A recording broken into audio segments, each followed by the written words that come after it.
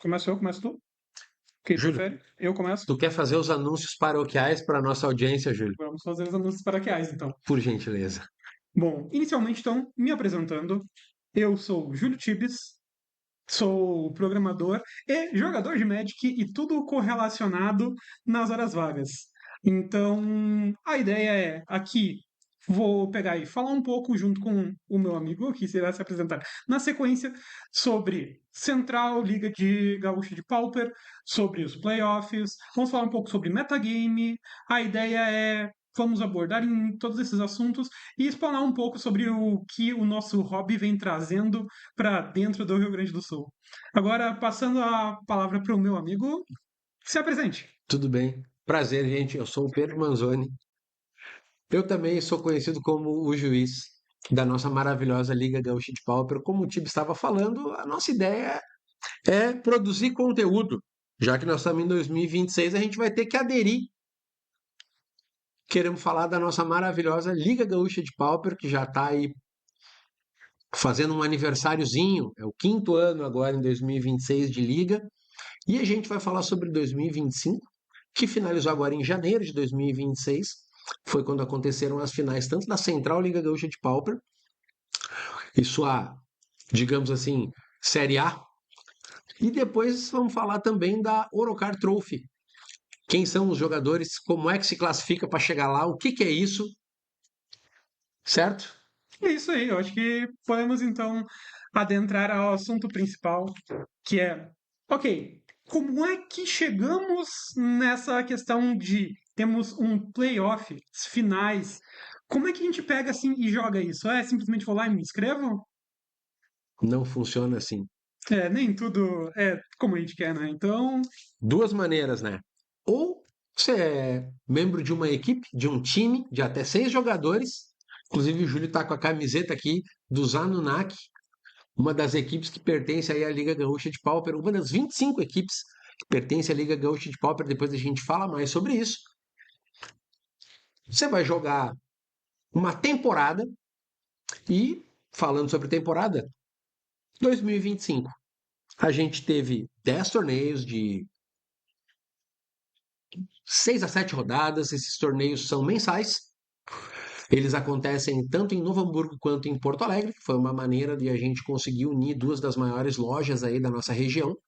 Lojas essas que são a Farol Shop de Novo Hamburgo e a Nerds Cards aqui de Porto Alegre. São lojas que são nossas hosts e patrocinadoras e estão entre os maiores incentivadores. A gente, por óbvio, colocou o nome dos nossos dois maiores patrocinadores e não lojas nos troféus que a gente disputa. Então a gente vai ter o troféu da Central Liga Gaúcha de Pauper e vamos ter o troféu da Orocar Trophy. São dois dos torneios que aconteceram nas nossas finais, agora no finalzinho de janeiro, coroando o ano de 2025. e agora vamos ver um pouquinho sobre uma peculiaridade que aconteceu em 2025. Nós teríamos então 5 etapas e 5 etapas. Essa era a ideia inicial. Uhum. Mas aconteceu que a quinta etapa, ou seja, no primeiro semestre, ela acabou não sendo realizada, porque tivemos risco de enchente novamente aqui em Porto Alegre, e o pessoal poderia correr o risco de ficar ilhado no meio do caminho, ou mesmo aqui na capital. Então, foi optado por não ser realizada essa. E como não se teve uma das etapas, a ideia foi para que não se tivesse um prejuízo para os jogadores que estavam disputando as vagas, que inicialmente seriam apenas 8 vagas para o playoff, então foi feito 16 vagas. Os 16 melhores qualificados do primeiro semestre e os 16 melhores qualificados do segundo semestre disputariam a final Central Liga Gaúcha de Pauper. E aí teríamos subsequentemente os 16 e 16, ou seja, do 17 ao 32, das duas qualificatórias do ano passado, jogariam a Orocar Trophy. Correto? Com isso, tivemos então 32 jogadores qualificados para jogar as finais da Central Liga Gaúcha de Pauper. E a Orocar Trophy com totalizando 17 jogadores, visto que existe toda essa conjuntura de fatores de janeiro, época de praia. Teve gente que se classificou e que sequer estava morando no Rio Grande do Sul mais. Então, algumas vagas acabaram ficando no limbo, mas conseguimos aí contemplar um final de semana onde é que tivemos 49 jogadores. É isso. Já começamos com polêmica aqui, né? Cadê minha quinta etapa? Vamos esperar quando o Edu vier, ele explica pra gente. Mas sim, eu acho que foi uma decisão acertada. A gente, por muitas vezes, acaba sendo imprudente em algumas decisões de comigo não acontece. Galera, às vezes é melhor prevenir do que remediar. Dos males o menor. A gente acabou tendo torneio maior, com mais número de pessoas classificadas. Eu, particularmente, acho interessante, porque isso faz o metagame ficar maior, mais diversificado. Torna muito mais difícil o preparo dos jogadores, né? Quantas e quais cartas de sideboard eu vou dedicar para cada partida que eu acredito que vai precisar? Quantas pessoas eu acho que eu vou poder enfrentar? Porque agora, com o dobro do número de classificados, o torneio fica maior, mais disputado, talvez até mais prestigiado. E para quem não entendeu o que o Júlio quis dizer com semestre, a Liga Gaúcha de Pauper em 2025 tinha o seguinte funcionamento: os primeiros 5 torneios, ou durante o primeiro semestre do ano, se realizariam 5 torneios, ou até 5 torneios, como foi o caso, e essa seria a Conferência do Vale. Em contrapartida, no último semestre do ano, nós teríamos a Conferência da Capital. Seriam os torneios que finalizariam aí para completar os 10. Tivemos 4 e 5, sendo que um dos torneios no nosso segundo semestre foi o Bagual Anthologies. Mais informações nos acompanhem. E isso fez com que, dada a decisão aí da organização da qual eu faço parte, mas confesso que não me envolvo tanto nesse tipo de decisão, resolveu, né? Então o que a gente vai fazer? A gente aumenta o número de classificados. A gente pega, ao invés de 8, clássico top 8, o top 16 do torneio, e aí, ou melhor, a gente pega o top 16 da primeira conferência, ou seja, os 4 a 5 torneios que nós pudermos realizar, ou que realizamos, a gente pegou os 16 mais bem classificados. Pontos somados. Fizemos a mesma coisa no segundo semestre. Mais 16 jogadores classificados. Esses 32 jogadores, os 16 mais bem colocados de cada semestre, vão disputar Troféu Central Liga Gaúcha de Pauper, com as suas premiações e demais acessórios e os mimos, né, que a gente recebe dos nossos patrocinadores de premiação. E a Orocar Trophy corresponde ao top 32, ou seja, do 17º ao 32º colocado de cada semestre.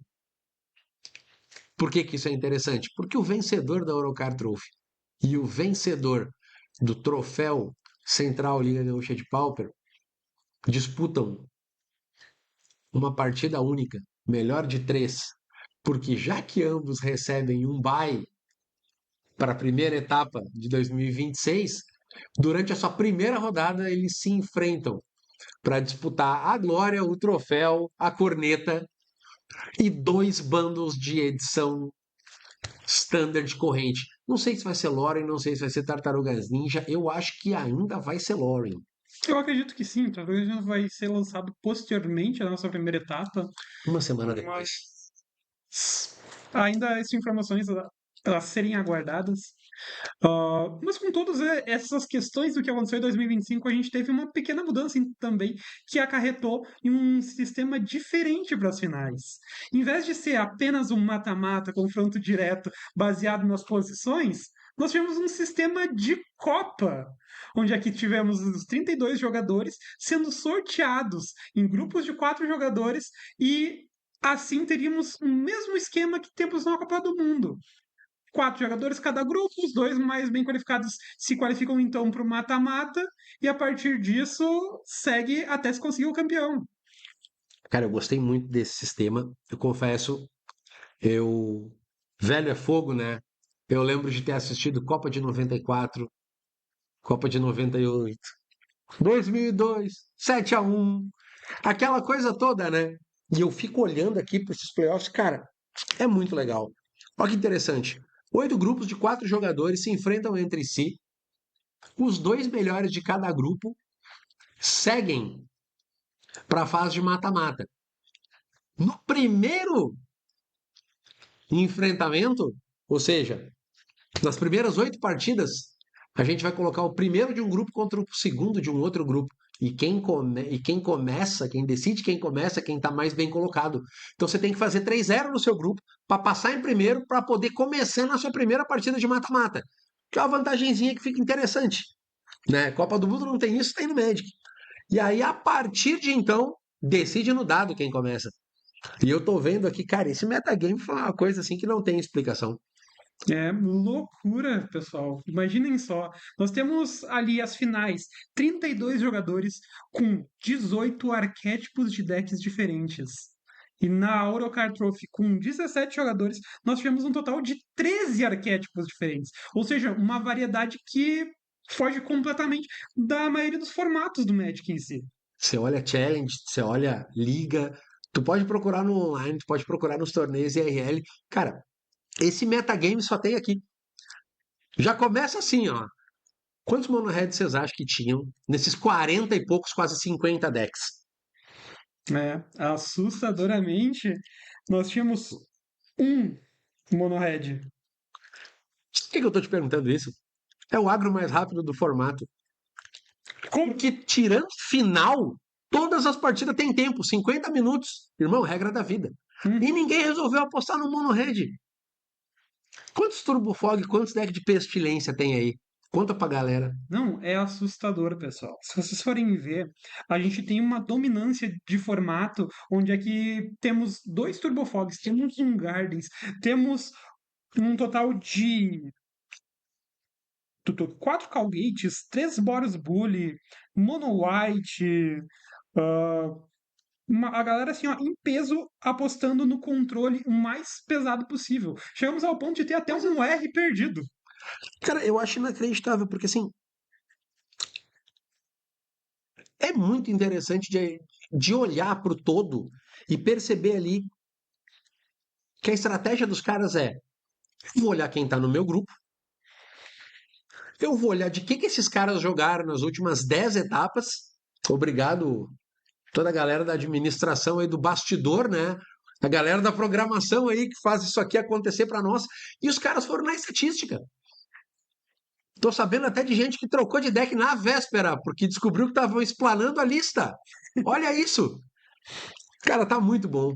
Você tinha que fazer ali, né? Um pensamento ali estratégico, estatístico para pensar o que os caras do meu grupo vão estar usando.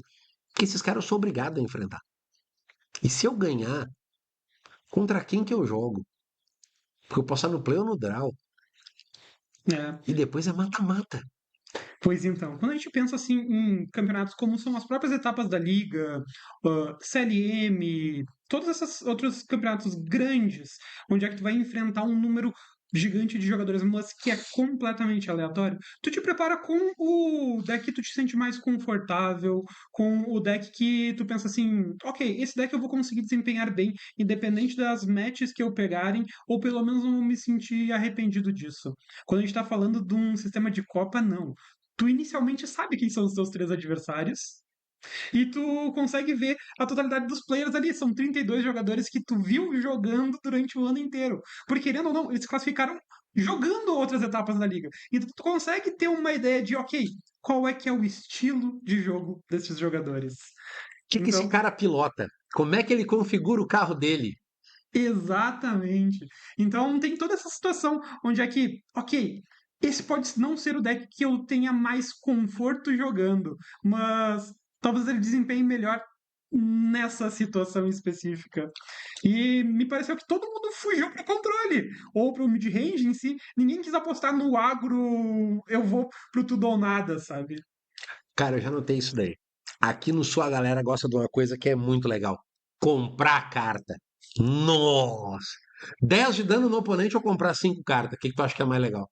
Ah, com certeza comprar cinco cartas. Se Óbvio. comprar cinco, descartar duas e conseguir conjurar essas duas aí, é bônus. Mas se eu puder simplesmente estourar uma ícora aqui pra pegar e comprar mais três cartas, ou ganhar nove de vida, não, vou tentar comprar três cartas.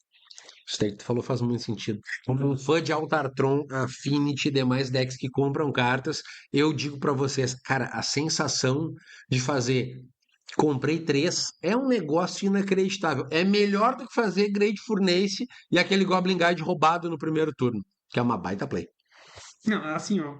Jogador de rally sabe que a mão inicial é eu quipei 7 com uma Furnace e dois Tomb Raider. Porque é aquela coisa do pra quê? Mas eu tô batendo 2 no um e 4 no 2. Não tem pergunta errada, só resposta errada. Exatamente. Faz uma gentileza para nós, querido. Vamos abrir aquele MTG Top 8, vamos dar uma olhada no que é o field do Pauper para a gente poder correlacionar isso com o nosso field daqui. Bora lá, Olha então. só. Hoje, situações atuais de monitoramento de campeonatos. Nós temos ali um 67% de players jogando com decks considerados agros, onde é que temos uma dominância muito grande de Rally, Mono Red, o Burn em si, e o Mono Blue Delver. Eles são os decks assim, que são mais encontrados, principalmente quando a gente fala de Magic Online. Aquele ambiente do Magic Online é cíclico. A gente tem épocas onde é que as pessoas estão jogando muito de Mono Blue. A resposta óbvia ao Mono Blue é o Elfos. O Elfos aparece e é automaticamente soterrado pelos Mono Red, que novamente puxa os Mono Blue. Então a gente tem esse ciclo do mall, e geralmente o ciclo do Elfos não é o que dura. Assustadoramente, ele não é o que dura. Cara, eu gostei disso. Dá uma olhada ali, ó. Se eu pensar entre Mono Blue, tá, e Burn, você tem aí quase 20% do formato, certo? Coloca os Red Decks juntos, você tem quase 30%. Coloca o Elfos junto, você tem em torno de 45% do formato. E o Rakdos Agro fecha que 50% do formato é para frente. Exato. Formato de ameaça. Mais de 50% do deck. Porque assim, ó, a gente está citando 5 dos decks. Tem 20 decks ali na categoria de deck agro. E a gente está falando só de 5 deles. E eles já têm 50% do formato. Entende? Então é contra esses decks que eu imagino que eu vou jogar. E na liga, o pessoal não gosta de montanha. Não sei o que está acontecendo. Esse preconceito. Isso é uma coisa que me assusta, porque vindo de quem não jogava a liga anteriormente, mas acompanhava ou jogava só no Bagual, era muito comum de sempre se ter os Burns, o Rage Deck Wins, o Hot Dogs. Ele eram decks assim que eram muito comuns de encontrar ali em pelo menos 30% do formato. Bom, assim, o metagame dos campeonatos grandes, assim, era isso. E de repente as pessoas decidiram que não, eu quero jogar de Tapland e arriscar perder para um deck que me mata no turno 4. Pois então, eu acho que eu já entendi uma coisa. Me diz que a galera aqui no sul gosta de WX, formato de planície. Homenagem ao nosso Pampa, querido, nosso bioma. É aquela planíciezinha. Pior que a gente tem aqui. A gente tem Mono White, a gente tem Boros Bully. Se vocês derem uma olhada aí, não é todo dia que aparece Boros Bully fazendo resultado. Porém, o nosso amigo Lucas Caetano, do Vai Daê, finalista desse ano, campeão de anos anteriores, campeão da última etapa, que corresponde ao suíço do Bagual, jogou com isso aí. E digo mais, ele não estava sozinho. Tem um outro companheiro de equipe, o Clinton Neto, que é o capitão do Vaidaê, que jogou com as mesmas 75 nesses torneios e também fez resultados. Quebramos meta?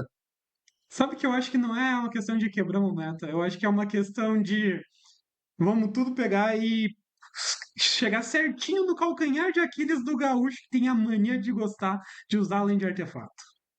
Aí a gente chega naquele ponto do nosso metagame aqui teve um total de 3 Junds, 4 Affinities, 2 Resolve Blade. Tem noção que todos esses decks têm em comum lands artefatos, muito vulneráveis a Dust to Dust. E isso já vem de outras etapas e tudo mais. A gente teve 2 campeões, 3 campeões do ano passado com Grixis Affinity. A gente teve jogadores topando aí e teve campeão também de Jund Wildfire. E querendo ou não, o nosso metagame ele deu aquela rotacionada, parece. Não é mais tanto burn, tanto mono red, e o pessoal tá fissurado nas lanes de artefato. Acho que pode ter a ver. Eu não sei se esse reflexo que a gente pega em estatísticas do online tem a ver com a velocidade, porque você para jogar o online, você está de mono-red ali, a cada 10 minutos você finaliza uma partida e toma um café nos intervalos. Mas no IRL, quando você tem que sidear, apresentar deck, tem uma série de ações mecânicas que acabam demorando, fiz uma token, né? Pensa no próprio mono-red rally. Fiz aqui um macaquinho ali, morreu, tem que exilar uma carta do topo. Aí você tem ali um sintetizador, exila uma carta do topo. Um Blood Token produz um objeto que também tem esse impacto. Então, isso daí eu acho que no online reflete a escolha. No online faz mais sentido. Porque tudo isso daí fica automático. E aí, essa galera jogando com esses decks no IRL, acho que não tem muito a ver com o que a galera tá acostumada. Tô dando uma olhada agora na lista do pessoal aí do Boros Bully. Cara, você tem ali, ó, tem criaturas, né? Muitas spells de comprar e descartar, que nem eu digo, Boros Bully é um deck de cemitério disfarçado, porque ele coloca board enquanto está produzindo o valor para mais tarde. Ele tem Rally, ele tem Prismatic, próprio Battle Screech ali, que normalmente já cai o cemitério sendo recapitulado, os Faithless Looting. Aquele Thrilling Discovery ali é uma carta que eu acho muito interessante, cara. Que ela só descarta as cartas se resolve. Não é que nem aquelas cartas de tipo Grab the Prize, que é um custo adicional. Isso daí eu acho interessante. Pô, 2 de vida. Às vezes é um pouco relevante numa race, mas descarta 2 cartas e comprar 3 cartas. Pô, você descarta ali um Lunarquinha que já vai ser recapitulado, ou um próprio Battle Screech, etc. Ou um Squadron Hawk a mais que está lotado na mão, já consegue produzir valor. E o Rally pega o cara no contrapé. Quando chega nesse mid-end game aí, o Rally é muito perigoso. Sabe o que eu acho interessante? Tu disse, tap land. Cara, o Rally joga com 4 bounce land para ter comida para essas Faithless Looting, para essas Thrilling Discovery. O Uhum. deck consegue, mesmo tomando hate, ainda assim não perder o gás. E é um deck de Dust to Dust. E é um deck de, se tu quiser, Cast into the Fire e Pyroblasts, ou seja, ele ataca bem os controles e mid-ranges do formato, ele ataca bem as estratégias que tentam te interromper, porque a grande maioria dos monoblue vai ter de 6 a 8 hidroblasts no side, dispel e mais algumas outras coisas que interagem bem contra esses decks. Acho que o Boros Bully tá fazendo resultado, cara, porque a galera que tá jogando com os decks de controle passou a confiar mais no Krar Clã Xamã, por causa dos terrenos artefatos. E aí o Squadron Hawk, o Lunarquinha recapitulado ali, Battle Screech, tu produz um campo bacana com evasão, enquanto os Inspector ali ficam tancando o cara, recapitulando teu cordão, comprando carta das pistas. Acho que tu consegue segurar o jogo, né? As bounce lands ali dando comida para tu ter carta para descartar, e aí chega no sétimo, oitavo turno ali, tu finaliza o cara com raio e rally. E a gente tem ali, vamos e viemos, o deck que é o bicho-papão do formato, é o Red Madness. O Mono Red Madness, ele é um deck que ele consegue ganhar o jogo mesmo que tu ganhe vida. Isso é absurdo se a gente pensar num deck Mono Red. O deck Mono Red, a ideia dele normalmente é eu quero dar 20 de dano o mais rápido possível para que o meu oponente não consiga pegar e finalizar a estratégia dele, controlar o board, fazer aquela ação que faz com que seja irrelevante o dano que tu consegue dar. Às vezes não dá E tempo do cara nem desenvolver o jogo. o Mono Red Madness, ele meio que viola essa regra, porque basicamente tudo que ele faz causa dano, gera valor e tá sempre fazendo mais e mais e mais e mais, mas ele peca naquele ponto do a Prismatic é uma carta que pode fazer o teu turno inteiro ser perdido, visto que muitas das coisas que ele faz são em Sorcery Speed. Tudo bem, tu tem os burns em Instant Speed, mas eles não são a carta que vai te ganhar o jogo apenas porque ele vem na mão inicial. Porque se tu só vir com uma mão de cartas, um raio, uma Fire Blast, o próprio Fairy Temper, são cartas que necessitam das cartas de compra para que tu consiga ter aquele dano excedente, passou os 20 de dano que o Burn dá normalmente, e não perder simplesmente porque o cara conseguiu pegar e usar o Weather Storm. Então, o que acontece é, se for ver, uma Prismatic encaixada ali antes de tu poder executar as tuas spells, fazendo com que o Gutter Snipe não cause dano, o Casting Flame Breather também não cause dano, e faz com que a própria Grab the Prize, mesmo descartando alguma coisa que não seja um terreno, não vai causar dano, porque ele precisa ciclar a mão para ter o dano necessário. Uma prismática encaixada no momento certo faz com que o turno do Monohead simplesmente seja perdido. Então, a prismática se torna, isso num ponto importante, e o Traden Charme. Porque todo mundo já tomou aquela clássica play de turno 1, looting, descartando duas Sneak Snacker. Aí no turno 3, o cara fazer um Grab the Prize na terceira Sneak Snacker e voltar com 3 criaturas 2/1 evasão. Isso é muito forte. Isso me soa trauma. Cara, isso, Já traumatizei pessoas assim. esse tipo de explicação me faz lembrar que não faz sentido a galera não estar jogando de Hatch Madness. O deck é muito bom. Tem 12 cartas que compram carta nesse deck. E a Faithless Looting vale por 2. É isso aí. Qual que é o nome daquela carta? Não é o Grab the Prize, é a que pode sacrificar terreno. Que tem plot. É Highway Robbery. Cara, Highway Robbery não tem como. Tu pode plotar o negócio, cara. Tu pode preparar o terreno pro Gutter Snipe. Como é que é o nome do 1/3 mesmo? Um 3 é o Cast de Flame Breather. Boca de cachaça. Boca de cachaça, Nome exatamente. carinhoso. O meu, na boa. Gutter Snipe comum, Wizards, por favor. Olha isso aqui. O meu, tu tem Looting, Highway Robbery, Grab the Prize. 12 cartas que compram carta. Dardo de lava. Tu não vai querer conjurar, tu vai usar ele como food para o turno Sempre lembrando descarte. e não esquecendo que o Fadas e o Elfo estão aí no formato. Sim. Sempre lembrando e não esquecendo que os decks brancos estão aí no formato, com seus Lunarcas para ganhar vida, Dardo de lava. Até a própria Martin of the Sands que o cara faz assim, pensando: ah, não, vou fazer lá no turno 1 para no turno 2 ganhar o máximo de vida possível. Não vai. Não vai ganhar vida. Ele vai tomar um dar de lava na volta e ela não vai ser estourada. Turno 1 é turno de bait. Você faz o Uhum. Lunarca para tomar o dardo e aí tu consegue fazer no turno 2 com mana para ativar na hora. Mas, cara, o deck tá muito interessante. O Red Madness não ter aparecido com tanta frequência na Liga Gaúcha, eu acho muito estranho. Inclusive, fica a dica aí, galera. Joguem mais de Mono Red Madness. Eu não gosto quando todo mundo vai para turnos. Esse negócio de comprar carta de mid-range aí, estão de sacanagem comigo, pelo amor de Deus. Paguei por 50 minutos, vou usar todos eles e mais alguns. Não tem cabimento. É isso aí. Mas, por incrível que pareça, a gente chegou ali na Central Liga Gaúcha de Pauper, nas finais. Nós tivemos algum corte, digamos assim, e alguns decks acabaram prevalecendo nisso. Boa. E o que tivemos então? Inicialmente, vamos falar sobre o nosso campeão, mas não falando sobre ele ainda. Vamos falar sobre o que ele enfrentou. Bora.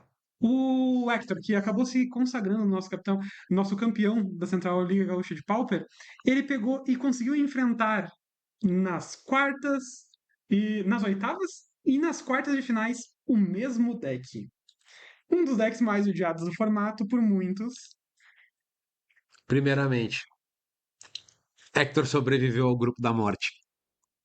O Hector se classificou no grupo da morte em segundo lugar. Ele enfrentou nada mais, nada menos que Bruno Romero, Lucas Caetano e Vitor Carrião. Vocês podem procurar pelo histórico de resultados dessa galera aí. Os três são membros do Vai Daí. O Bruno Romero e o Lucas Caetano são, respectivamente, o campeão da última etapa e o campeão do Bagual Anthologies, torneio Pauper. Os caras treinam junto. Lembra que eu falei que a estratégia é vamos se preparar para enfrentar quem está no grupo? É. Cal Gates. O Hector estava de Cal Gates. O que também foi um pouco assustador, visto que ele passou o ano inteiro de 2025 jogando de White Winnie. Aí ele simplesmente pegou e foi com o deck que é um White Winnie que ataca.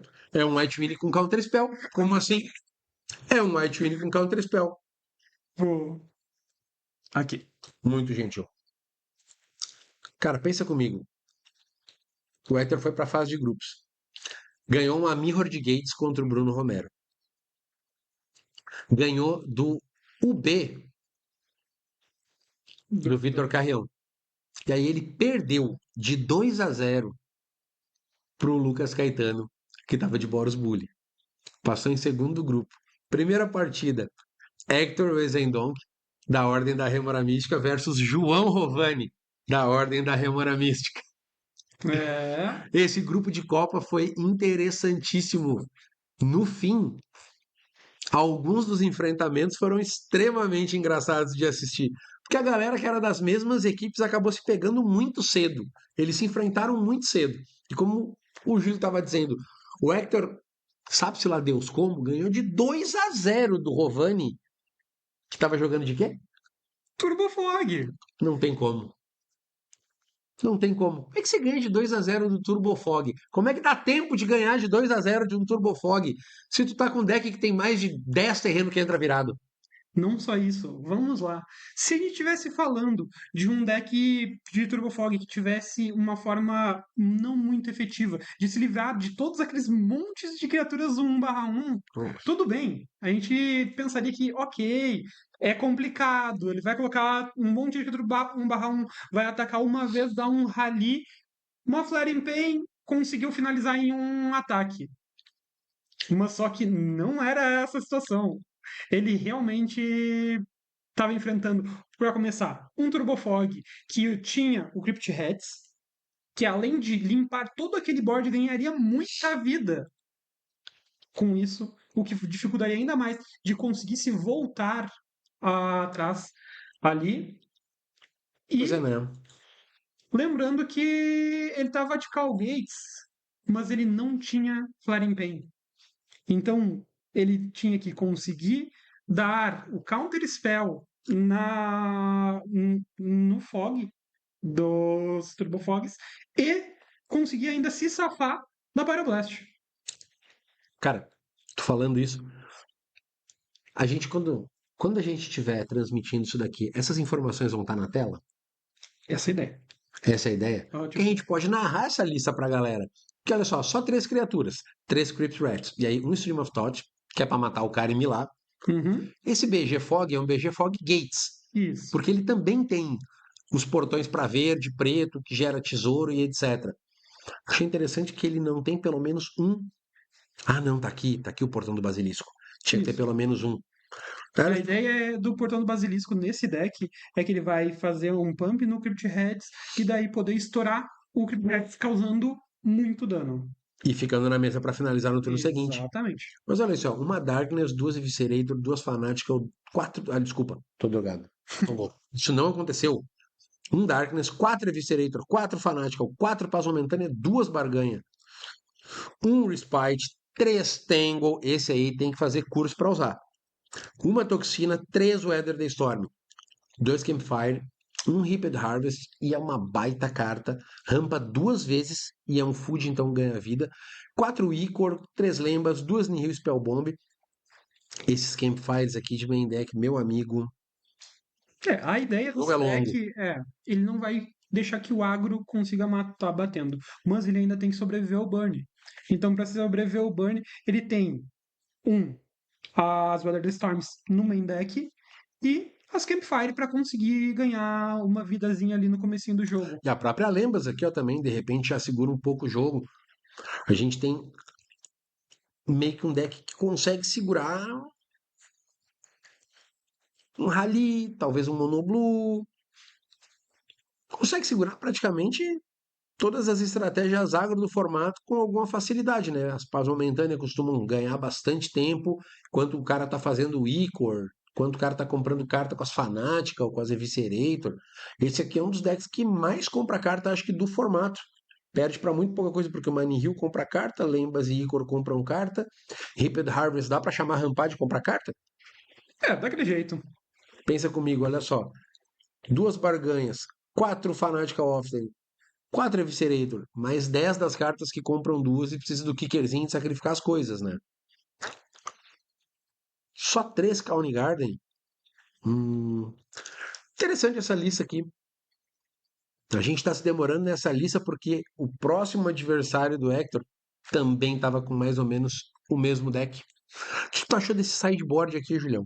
2 Cast Down, 2 Fada Macabra, 4 Hidro, 2 Murmurin, 3 Pyroblast e 2 Wolf. Então, vamos lá. Qual é a principal fraqueza desse deck, analisando o metagame hoje? Provavelmente seria o Spy. O Spy no jogo 1 ele não teria muito o que fazer, porque se a gente for analisar como o deck se comporta, eu vou enrolar o jogo tempo infinito para tentar ganhar de alguma das duas formas, ou Crypt Heads ou com Stream of Thoughts. Só que o Spy ele tem um porém, que é, ele tem o hate de artefato no main, e ele tem a situação de ele não vai encher o cemitério em momento algum, ele não é um dread. Ele vai ganhar em um turno. Então ele só precisa pegar esse livro da Sunny para depois conseguir combate tranquilo. Então a gente entra com a Fada Macabra para isso.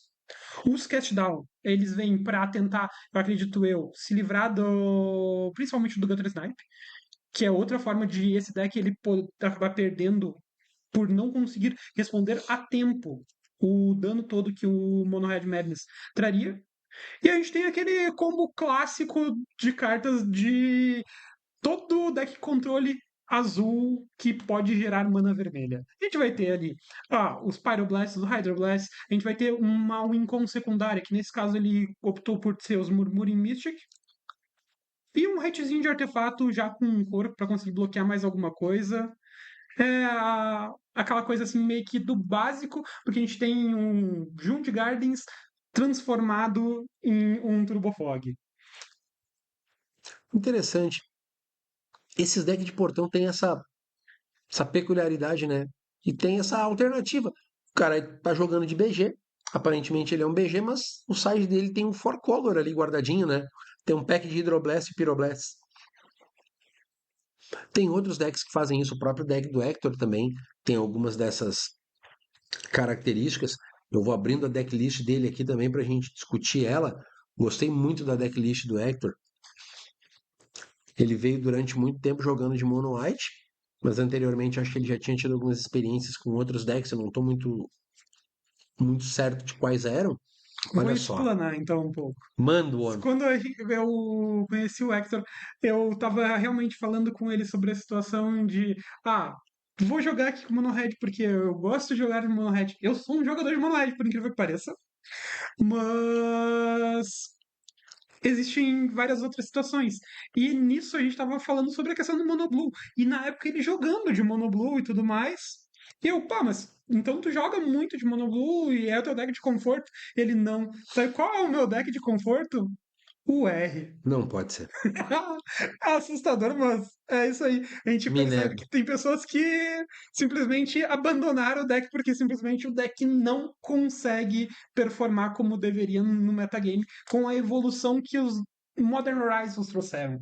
O R Porém, foi um deck muito dominante durante muito tempo, mas com o que veio assim sendo incrementado de Modern Horizons 1, 2 e 3 causou uma mudança muito grande no metagame. E o R hoje, ele é um deck que passa ali num tier 2, às vezes ele fica até escanteado para um tier Senhor 3. dos Anéis é um MH disfarçado? Com certeza. Lorien revelada.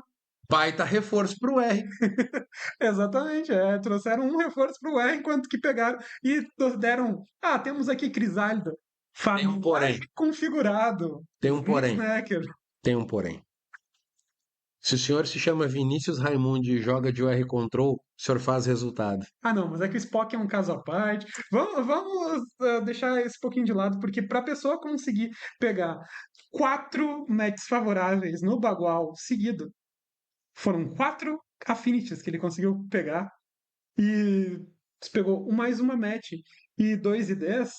Cara, aquela sorte do eu estou jogando com o meu deck, mesmo que eu não esteja jogando no meu dia mais inspirado, o deck vai me fornecer o que precisa. Como diz um amigo meu, às vezes o deck quer jogar. Tem dia que o deck vem e ele quer jogar, não é tu. E ele carrega, mesmo que tu não queira. Olha só, 2 Guardian, 3 Médico, 4 Gatos, 4 Squadron Hawks, lista padrão. Às vezes o número de Guardians e o número de Outlaw Magics dá uma variada.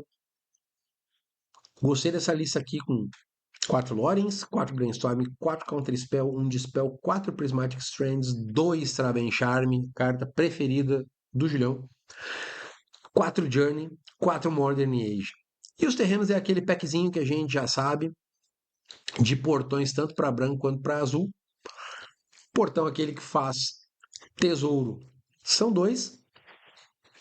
E esse deck tem um dos sideboards mais interessantes, na minha opinião.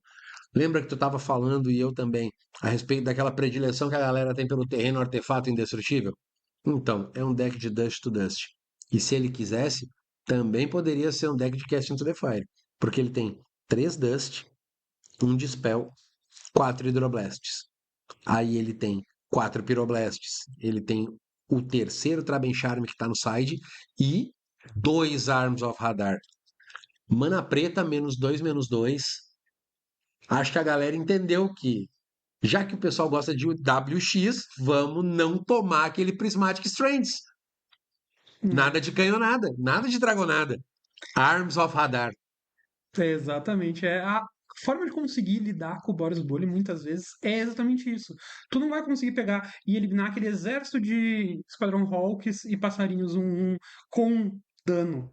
Muitas vezes o que tu precisa é realmente ali, tu vai ter que trazer um Arms of Hadar, tu vai precisar ter um Drawing Sorrow, alguma coisa que consiga pegar e tirar eles de forma efetiva sem correr o risco de tomar uma prismática que vem do nada. Tu notou que acho que tanto a lista do Jesus quanto do Rovani não tem Drawing Sorrow? Que eles estão confiando no rato. E acho que Exatamente. foi o cordão que talvez tenha pego eles no contrapé, eventualmente. O que tu acha? Bem provável que tenha sido algo nessa situação, porque, querendo ou não, se tu for ver, ela é uma lista de Turbofog que não se preocupa muito em conseguir tirar aquelas criaturas com uma forma que não seja usando o rato. Tudo bem, ele tem recursão para esse rato o tempo todo. Ele usa a Cabana da Bruxa, ele tem como pegar e ficar cavando o deck com uma certa consistência, mas ainda assim, são Já, 3 ratos. já tem uma correção para fazer aqui, ó. O deck do Rovani era um Turbofog. O deck do Jesus era um BG Gardens. Dá uma olhada. A lista dele era diferente, olha só. Ele tinha Troll, tinha Monarca, Avenging Hunter. Um Monarca, um Hunter. Uhum. E o Jesus usava Drawing Sorrow no side. Óbvio. São decks diferentes. Eu achei que tinha sido o mesmo deck. A lista do Rafael é bem diferente. Olha que interessante. Defile, Cast Down, Eviscerator, Fanatical. Essa Heritage Reclamation aqui, o One Off, eu acho uma baita escolha. Aquele Spinning Darkness. Ah, que cartinha boa, hein? Perdi um jogo de Mono Red para um Spinning Darkness. Gutter Snipe, 18 de dano no mesmo turno, com a última Fire Blast na pilha, tomei um Spinning Darkness. Nossa, às vezes acontece. A gente pensa assim, confia demais que, olha, o cara não teve defile para o meu Gutter Snipe, e tu vai no all-in, e o teu all-in é simplesmente cessado na hora, e aí acabou o gás, né? Tu gastou tudo. Side do Jesus, olha que interessante, ó. 2 Drawing Sorrow, 3 Duress, 1 Extract a Confession, 1 Fada Macabra, 4 Troublemaker Wolf, 4 Weather Storm. Então, bem municiado aqui para enfrentar praticamente tudo que tiver vindo pela frente, não? É, foi bem. Temos um canivete suíço aqui. Temos como lidar com tudo isso e o deck ele compra, né? Inegavelmente o Gardens, a ideia dele é muito similar ao Jund. Ele vai ter uma, duas das respostas que ele precisa para conseguir ganhar as matches e a ideia dele é comprar o deck inteiro. Vamos analisar então como é que foi tudo aqui. Primeiramente, a gente teve João Rovani jogando de BG Fog, Uhum. contra o Hector jogando de UW/Four Color Gates. Depois a gente teve o Rafael Jesus ganhando de 2-0 do Clinton Neto. O Rafael Jesus está com o deck que a gente acabou de falar. Estava com um BG Gardens ali muito bem montado, preparado para enfrentar os decks aí que estavam pelo formato. Ganhou de 2-0 do Clinton, que estava com a mesma lista do Lucas Caetano de Boros Bully. Depois a gente teve o Júlio de Lins, do Manavai, jogando novamente com os Jundes. Querendo ou não, o Júlio Diniz, ele, assim como a maioria das pessoas que jogavam de Affinity antigamente, se tornou uma viúva da disputa mortífera. Uma vez que a disputa foi tirada, parece que foi tirado um pouco do gás do Affinity. O Affinity era um deck que realmente ele tinha muita vantagem por causa dessa disputa. Então ele não tinha aquela questão de perdi o drop de land ou não tenho a cor específica que eu preciso para conseguir jogar as spells, porque ele precisa conseguir fazer aquele touchcast com uma mana azul que compra muito, mas é só o que ele hoje usa de cartas azuis no deck. O deck é praticamente um Rakdos, para não se dizer um mono black com splash para as outras duas cores. O E jogador de Altar Tron, saudades Deadly Dispute, aquele tesourinho, que diferença que faz, Julião? Deck do Júlio Diniz, jogo de clássico, né? 2 Geeks e Infiltrator, galera, tem gostado muito dessa carta. 3 Xamã, 4 Refurbished, um Sagu Wildling, esse aqui, ó, one-off, sempre volta no deck. 4 Crisálida, 4 Cleansing, 4 Cast Down, 2 Eviscerator, 4 Fanatical, 2 Toxinas, 2 Blood Fountain, 4 Icor, uma Lembas e 2 Nihil Spellbomb. Cara, essas Nihil Spellbomb main deck aqui tão interessantes, que a galera tem se prevenido, né? Eu lembro de um Modern de muito tempo atrás que os Trons jogavam com 4 relíquias só porque era 2 mana compra carta.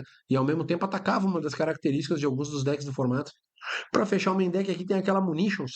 20 terrenos, 8 são indestrutíveis e artefatos. Sideboard aqui também tá bem interessante, ó. 3 Durez. E aí tem mais uma Nihil Spellbomb, 2 Breath Weapon, 3 Pyroblast, 3 Troublemaker Wolf, 3 Weatherly Storm. Meu, me tira uma dúvida. O que tu acha dessas 3 Pyroblasts no side dos Junds, sendo que eles compram tanta carta e acabam ganhando dos decks azuis por causa da quantidade de recursos que eles geram? Então, a gente tem uma peculiaridade nessa lista como um todo. O que que acontece? A gente tinha realmente esses Parablasts nos sides para lidar com High Tide até o final do ano passado, antes do High Tide ter novamente sido banido. Então, ele se tornava como Obrigado, Wizards. a resposta para conseguir se ganhar do High Tide no físico. Porque no mall, o que acontecia era, muitas vezes no mall a pessoa pegava e tentava pegar e fazer o combo da forma mais rápida possível. Então ela milava todo o deck e depois ficava ciclando o deck no cemitério. Então hits de cemitério eram muito efetivos ali. No físico, não. No físico, a gente tinha a situação da spell que agora me foge o nome, mas a arcana que permite olhar as três, bota pra cima ou pra baixo, se ficasse no topo, podia comprar três. Petals of Insight. Battle of Insight, 4 incolor, exatamente. um azul. Boa carta. Ela é uma carta que ela era impraticável no mall. Então o mall era combado usando cemitério. Hits de cemitério eram muito efetivos. Agora, quando a gente está falando no físico, o Petals of Insight, por ser uma mecânica que tu pode explicar para o jogador, ó, estou colocando as três para baixo, três para baixo, três para baixo, e tu tá pegando e gerando ali a mana necessária, ele tinha essa peculiaridade de, ok, eu preciso do Pyroblast. Só o hate de cemitério não me resolve essa match. Mas a gente não Interessante. tem mais essa situação. Ok, nós temos um novo deck que vem surgindo no formato que é o Dimir Terror usando o Sneak Snacker. Essas Pyroblasts elas conseguem pegar e tomar aquela spell que tu nova, o Abandon Attachments. Porque ela é híbrida, azul e vermelha. Então o Pyroblast consegue anular ela. E assim tu consegue com compelir, digamos assim, o deck a fazer aquelas jogadas mais agressivas. Além de, claro, pegar e conseguir ganhar uma Counter War, alguma coisa não muito específica. Só que eu acho que essa lista especificamente ela não tinha essa necessidade do Pyroblast, visto o metagame que a gente tinha, onde é que o grande problema seria os monoblues. Pois Porque é. a gente não tem assim, olha, decks UX, os decks azuis, mais algum splash para alguma coisa, tão dominantes no nosso metagame local. Nós temos muitos de monoblue Delver, monoblue Terror. E para esses a gente sabe que é muito mais efetivo um Clark Clan Shaman com toxina do que a Pyroblast em si. Porque ele vai ter poucas ameaças que finalizam o jogo. Se conseguir lidar com elas especificamente, tu não precisa pegar e ficar tentando ganhar valor em cima ou criar uma crisálida grande o suficiente para bloquear as terrors. E a própria questão de você criar uma crisálida que consiga bloquear as terrors já limita ele demais. Aí ele se obriga a ter que ter um Artful Dodge, algo que permita com que ele bata imbloqueável. Senão ele não consegue finalizar o jogo. E lembrando, Monoblue não ganha vida.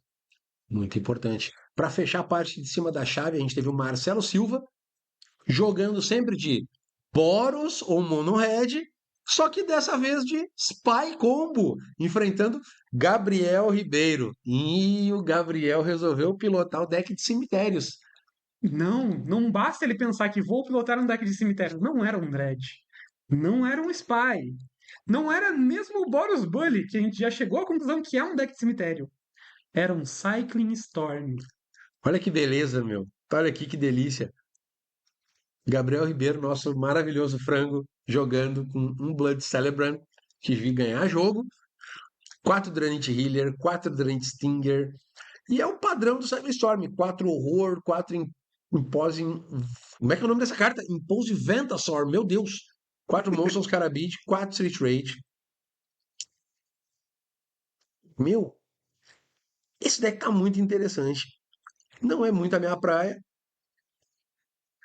4 Ritual da Cabala, 4 Dark Ritual, 4 Rip in the Graves, 4 Roland's Green Search, 4 Songs of the Damned. Melhor ritual do formato.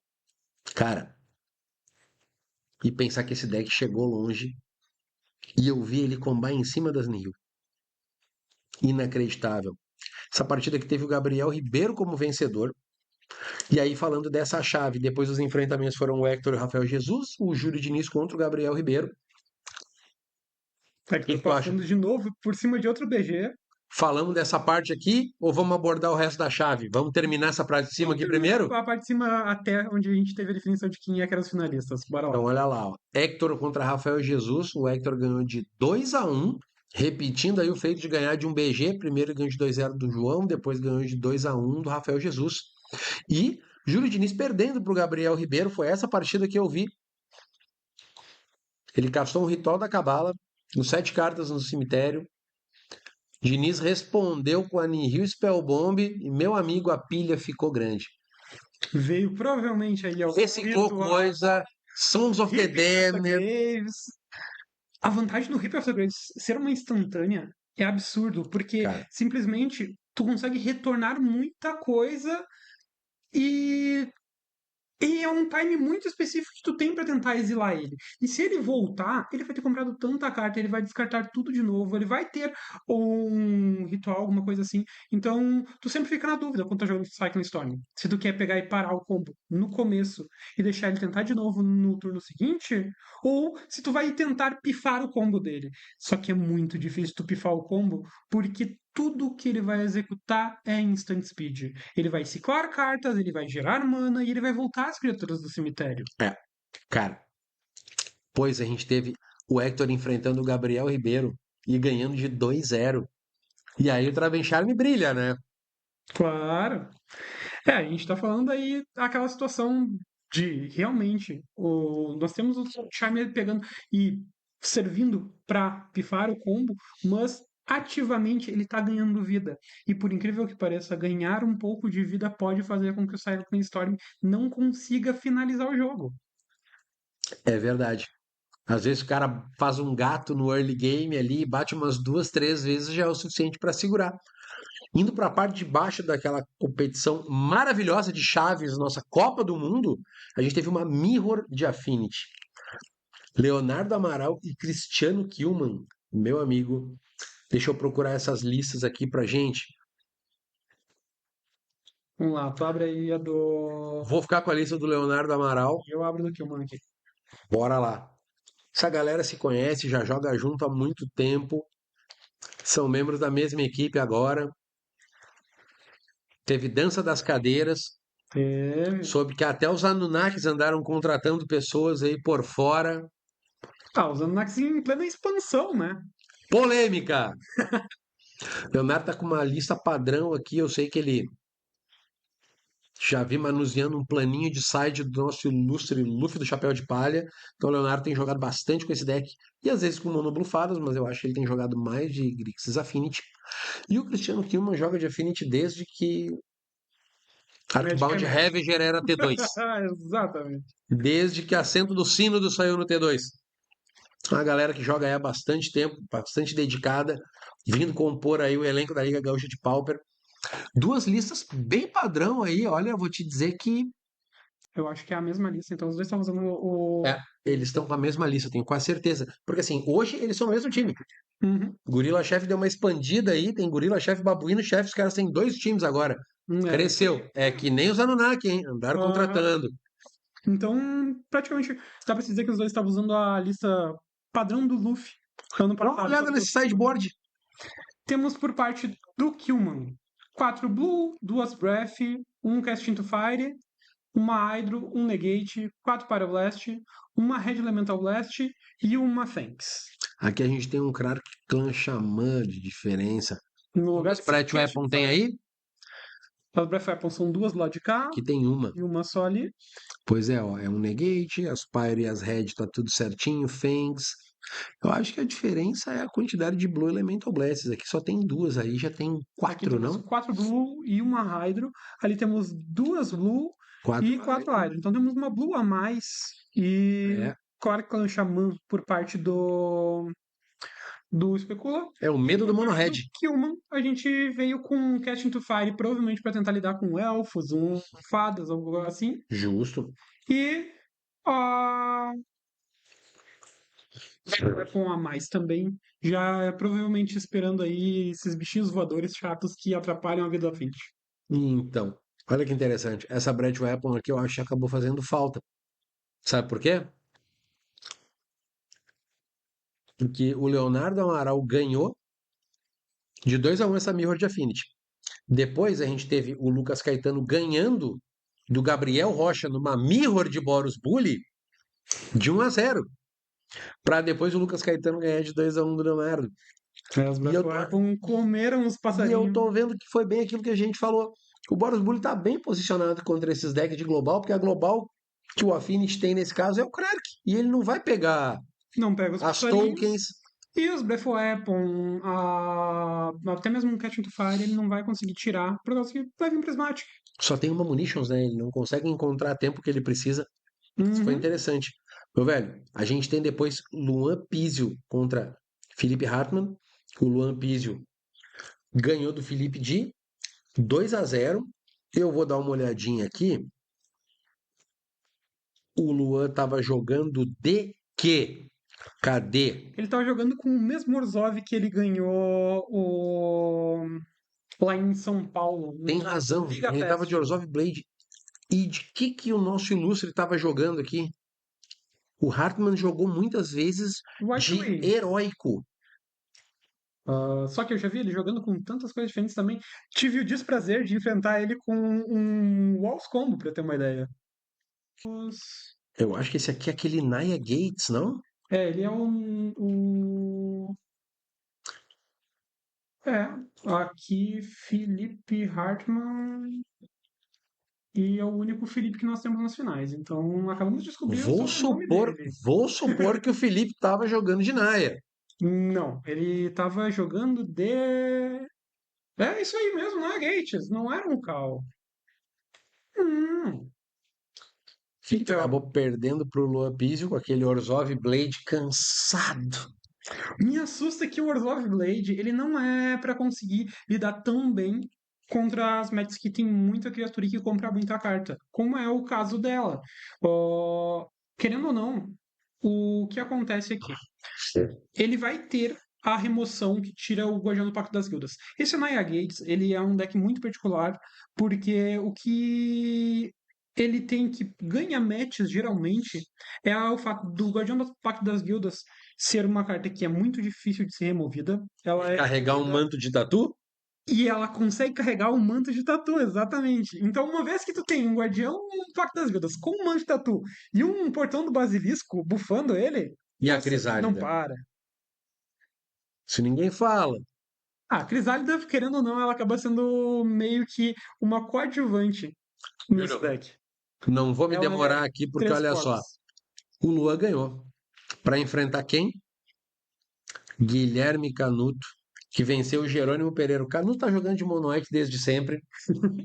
Qual Mono White? Mono White Canuto. Guilherme Canuto tem uma lista muito particular. É Tem o algumas Mono cartas que White só ele voador, usa. né? Tem algumas cartas que só ele usa e ele tem feito resultados consistentemente. Muitos tops, ganhou 2 etapas só no segundo semestre. Bem interessante essa daí. Jerônimo Pereira gosta muito de jogar com deck de Counter Spells. Jogou dessa vez de Monoblue. A gente teve, se não me engano, aquele Monoblue que não tem os Delvers, né? São só as Snakes e 2 Murmuring Mystics, e aí ele tem ali um Artful Dodge, uma Deep Analysis, um Dim Inferior, e o resto são as mesmas cartas que a gente vê sempre. Interessante que essa lista tem 2 Boomerangs main deck, Isso. 3 Force Spike. Então, vamos lá. Um adendo aqui, a questão do boomerang no main deck, voltando para um deck que parece ter abandonado ele e focado mais nos Inferiors. O boomerang, ele é uma carta muito bem posicionada em deck, no metagame onde é que tem muito tapland, e eu acredito que é uma carta que ganha muito valor em cima da bounce land do Boros Bully. Voltar a bounce é como fazer o Boros Bully perder 2 turnos. E tu lembra que 1/3 do formato aí, mais ou menos, sem terreno artefato que entra virado, né? Exatamente. Pena que o Mono White só usa planícies. Faz- Nosso ilustre Guilherme Canuto avançou para vencer de 2-0 o Lua Pizio. O Lua jogou de BW, novamente um deck de planícies, contra um Mono White, um deck de planícies. Lucas Caetano com o Boros Bully dele no outro lado venceu com o Leonardo Amaral. Como a gente tinha dito, parece que os Clark Clan não estão tão bem posicionados quanto parece. Quark Clan não pegando criatura voadora é bem complicado. E a gente chega naquele ponto de não tem crisálida pra bloquear. Paciência. É, isso é Mas olha aqui, ó. O Lucas Caetano venceu o Guilherme Canuto por 2-1, pilotando o Boros Bully contra o Mono White e se sagrou finalista novamente. Dessa vez, contrariando a fase de grupos aonde o Caetano ganhou de 2-0, o Hector ganhou de 2-1 de virada. É, O G2, lembra o a G2, situação? o G2 se resume a Arms of Radar. Arms of Hadar, e acredito que também aí a gente. O Lucas ele tava de Boros Bully também, né? E aí a gente chega naquele ponto do. Lembra que o Colgates ele tem aquele packzinho de Hydroblasts e Pyroblasts? É muito difícil de ganhar uma Counter War. Faz sentido. Mas temos aí, né? Mais um Calgates se mostrando um deck muito forte, muito bem posicionado no metagame atual. Lembrando que o campeão do último Pauper Guerra também estava de Calgates. Lembrando que o Bruno Romero, quando ganhou o Bagual, também estava de Calgates.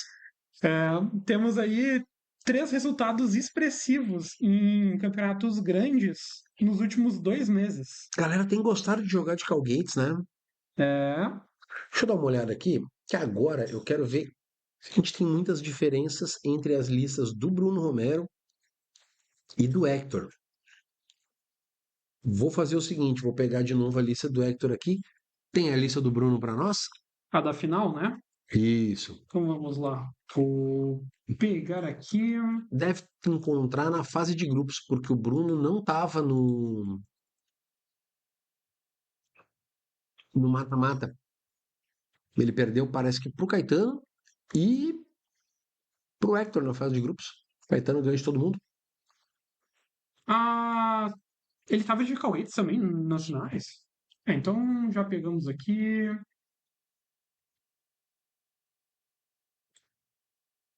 Vamos lá. Calgates de Bruno Romero. Um Guardião do Pacto das Guildas no deck já. 2 médicos. Tá aí a nossa diferença. O Hector usa respectivamente 2 e 3. Mais criaturas. Consegue pegar e segurar Exatamente. na edição de que possam ser um pouco mais agro. Ou na questão das remoções. Ele consegue pegar e ter uma durabilidade maior. Visto que o Calgates, a única forma que ele tem de ganhar o jogo é batendo. Olha que interessante. O Bruno Romero veio com o hate no main deck. Tava com 2 Suffocate em filmes de main deck. E o Hector não. Acho que essa daí é a Provavelmente, principal diferença, né? provavelmente a gente tem aqui dois Focate filmes já mirando nos Boris Bully. Acredito eu que é onde é que essa carta se encaixaria melhor ali.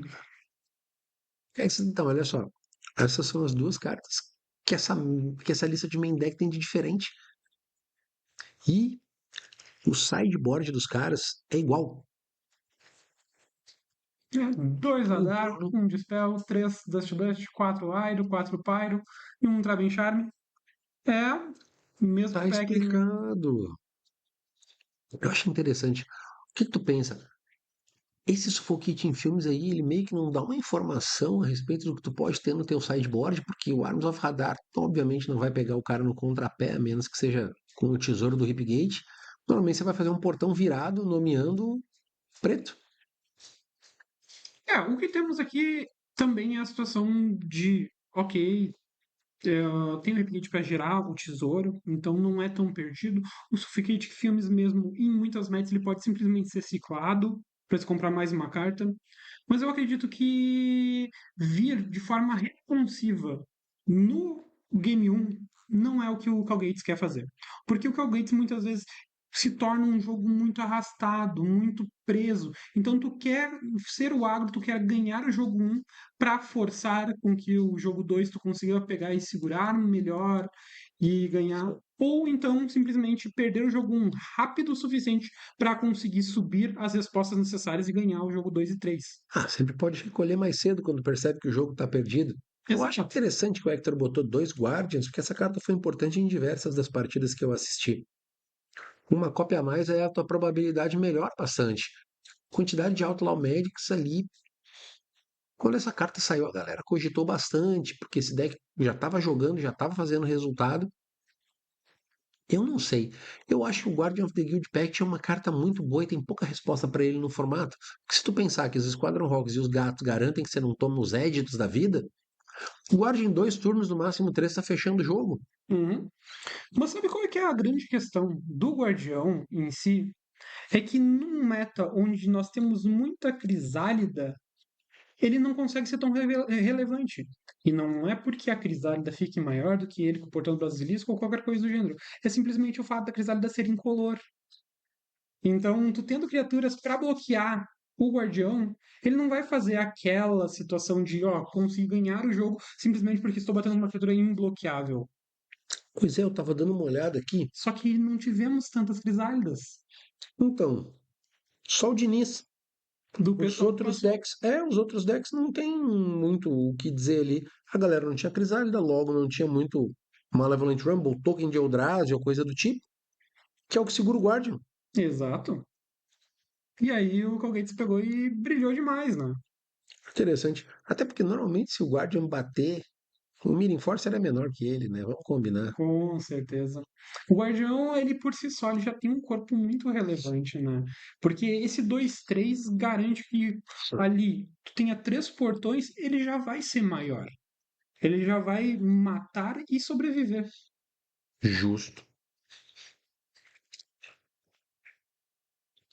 E essa parte aqui?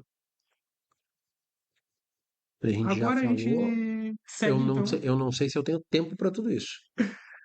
Aqui eu acho que é um pouco mais tranquilo, visto que na Orocar o que nós tivemos foi muitas listas um pouco fora do que a gente imaginaria. A gente teve aqui o Daniel se sagrando campeão com um monoblue muito diferente. Vamos lá. Quando a gente está pensando em monoblue terror, a gente normalmente pensa naquela lista clássica de temos 4 terror, 4 Crypt Serpent, 4 Delver. O resto todos vão ser spells ou ilhas. Só que o Daniel ele veio com uma mudança na lista, praticamente uma inovação ali. Ele trouxe pra gente uma carta já meio esquecida e uma mudança de como se comportar. Cara, eu vou te dizer que assim, ó, como você tem 4 Lorien revelada nessa lista, faz sentido. Nos idos tempos dos Monoblues, Spire Golem já teve presente. Era uma carta muito boa. Você, quarto turno, fazia 2 bichos, 2/4 votos. Para o Delver, tu para as fadas. Ele não tem cor. Oi, Guardian. Exato. Interessante, né? Sabe uma parte muito interessante disso? Ele para muito bem a Sneak Snacker, que é um beater, e que o Delver não consegue parar, porque o Delver ele fica 3/2, a Sneak Snacker é 2/1, e a Sneak Snacker vai voltar, então tu não quer trocar o Delver na Sneak Snacker. Olha que interessante, né, meu? O Daniel ganhou do Juliano Siqueira, cara. De Elfos. Supostamente o predador do Mono Blue. E olha que interessante aqui. A lista do Dani tem uma Mental Note, além dos 4 Totscour. Então ele sacrificou a velocidade com a qual tu enche teu cemitério em prol de Spire Golem. E ele deu uma splitada ali nas cantrips, tem 4 Brainstorms, como de costume, e aí tem 2 Ponders e 2 Preordens. Pré-Order Especialista. que estava muito esquecido dos Monoblues. O Monoblue hoje ele lida muito com Ponder, Brainstorm, ele vai o tempo todo tentar pegar e manipular topo, limpar ali, conseguir as serpentes e tentar conjurar elas o mais rápido possível. E esse sideboard aqui, Julião? 3 Piracy Charme. Sobre esses aí, tu vai ter que me falar. 2 Steel Sabotage, 2 Murmuring Mystic, 4 Hidro, 4 Blue e 2 Anu. Então, 4 cartas de hate de artefato, 2 de encantamento dessas, né? Tem 6 Blasts, 2 Murmuring Mystics e esse 3 Piracy Charme aqui. Tem versatilidade. Contra que eu quero isso? Vamos lá. Esse Paris Charm ele é uma carta que tu pensa muitas vezes em colocar ele para substituir o Gutshot, porque ele vai basicamente matar criaturas de resistência 1. Mas ele existe um modo sacana nessa carta, que é normalmente jogador de Magic tem hábitos. E um hábito muito comum aos jogadores de Magic é comprei minha carta na main 1. Se eu não vou fazer alguma coisa que vai aumentar o meu dano no ataque, eu estou movendo para ataque. O Paris Charm é uma carta peculiar que descarta uma carta em instant speed. Tu tem noção de que se o jogador simplesmente diz, ok, estou movendo para combate depois de ter comprado a carta, e o cara dá um Paris Charm, tu perdeu o teu draw do turno? Ele é punitivo em situações muito estranhas. Travessia de ilha, Travessia de ilha, mais 2 menos 1. E ele mata um Delver que não flipou. ele faz um Delver bater 5. Ele faz uma serpente, bater 8, talvez. É, Interessante isso aqui. Porque normalmente quando você vai jogar em volta do Mono Blue, como ele não tem criatura com ímpeto, o dano de combate tá dado. Aí, vou prevenir aqui, vou fazer aqui, e isso daqui pode sim. acabar fazendo diferença. Mas interessante. Isso aqui é o Funeral Charme azul, né? Então, interessante, ele tem uma característica ali de descartar carta em instant speed. Às vezes você não espera nem o cara sair da draw phase, né? Já fica por ali. Se não tinha comprado uma instantânea. Uhum. 2 Spell Pierce, 2 Dispels. Diferente da lista do G que a gente tinha falado antes, que tinha 1 Dispel e 3 Force Spikes, né? Cara, o Daniel conseguiu ganhar a Bad Match, hein? Não sei se esses Spire Golems aqui não desempenharam algum papel nessa brincadeira. Porque a gente teve aqui, ó, Roberto Ramos e Leonardo Couto. Opa, perdão. Nós tínhamos aqui Roberto Ramos e Nicolas Tedesco. Roberto ganhou de 2-0. Leonardo Couto e Leonardo Cirino. Leonardo Couto ganhou de 2-1. Aí o Davi Rachelli perdeu de 2-0 para o Bruno Fernando. Juliano Esqueira ganhou de 2-0 do Breno Atti. O Daniel, nosso campeão, ganhou de 2-0 do Davi Felipe. O Márcio Vetter ganhou de 2-1 do Rafael Sanches. O Martin Petri resolveu trocar o Boggles. Foi jogar com outras listas divertidas e ganhou de 2-1 do Tomás Silveira. E o teu conterrâneo de equipe, Patrick Luz, ganhou do teu conterrâneo de equipe, Daniel Abraão. É. Diga-se de passagem, o Patrick aqui, ele resolveu de pegar e ir contra a maré, se for pensar assim. Em mundo onde aqui a gente tem hoje o Spy dominando e todo mundo quer ter hate de artefato no main, ele resolveu de arriscar ir de Dread, porque o Dread teria a vantagem de ganhar muita vida.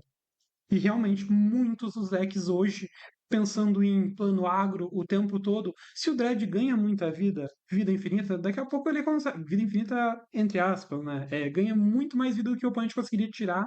Ele vai ter ameaças muito grandes depois. É um Ent, é um Troll que muitas vezes pode entrar no hardcast. Eles tinham aqui aquela de Molten Gatekeeper, Momentary Blink, própria É, gigante ali também fazendo estrago. Cara, essa lista aqui é interessante, né? Porque são 4 Dread Returns, ele quer continuar o tempo todo. Ele quer tomar Ele hate e sabe que vai seguir tomar o hate. incomodando. E a ideia é ali, muitas vezes, um gigante. Tu pensa assim, ele vai dar 10 de dano? Não, ele não vai dar 10 de dano, ele vai dar 20. Por causa que vem um Momentary Blink do nada e blinka o gigante fazendo o efeito dele de novo.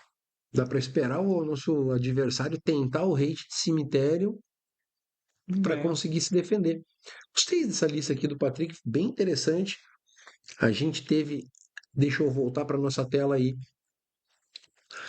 nas quartas de final, no nosso mata-mata, o Roberto Ramos contra o Leonardo Couto, ganhando de 2-0 Roberto. A gente teve o Juliano Siqueira, nosso vice, ganhando do Bruno Fernando. O Juliano e Bruno são da mesma equipe. O Daniel ganhou do Márcio Vetter e o Patrick acabou ganhando do Martin, né? 2-0. Isso aí resultou em Roberto versus Juliano e Daniel versus Patrick. Aí aqui a gente sabe o que aconteceu, né? O Juliano Siqueira de Alfos ganhou do Roberto de Mono Blue Fadas de 2-1, também isso. era esperado.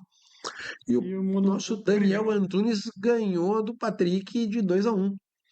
Isso aqui também é uma partidinha meio complicada, né? Dread contra Mono Blue. Mas essa final aqui, meu velho, não tem, cara. Olha que coisa absurda. O Daniel ganhou de 2-1 do Juliano Siqueira. Bad match. Boatos de que o Juliano me ligou bastante. Olha, eu vou te dizer uma coisa, não me parece tão improvável, porque o Elfos ele tem uma particularidade que é quando você precisa comprar cartas, ele te dá Dorks. Inacreditável. 8 cartas que compram carta na forma de Lídito Stampede, na forma de Wind Wave. cadê a Melody? Volta, Distant Melody. Precisamos de vocês. É isso aí, pessoal. Para o ano que vem, olha o que a gente vai ter. Como eu tinha dito inicialmente, a primeira rodada da Liga Gaúcha de Pauper, a gente vai ter tanto o Daniel Antunes quanto o Hector com o bye, porque acho uma premiação bastante justa para quem vence um torneio tão disputado receber um bye numa etapa. Eles vão ter como espectadores, além da minha pessoa, alguns outros ganhadores aí de bye.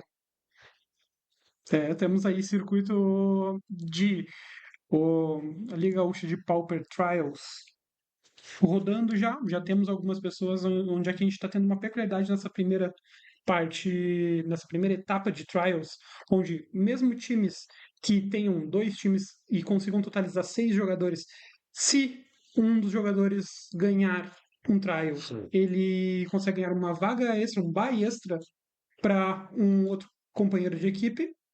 Então, temos gente aí já garantindo 2 buys. Onde é que a gente encontra, hein? Nós temos aqui. Muitíssimo obrigado. Opa, não, esse. É, calendário. Muito obrigado. A gente vai ter aqui, ó.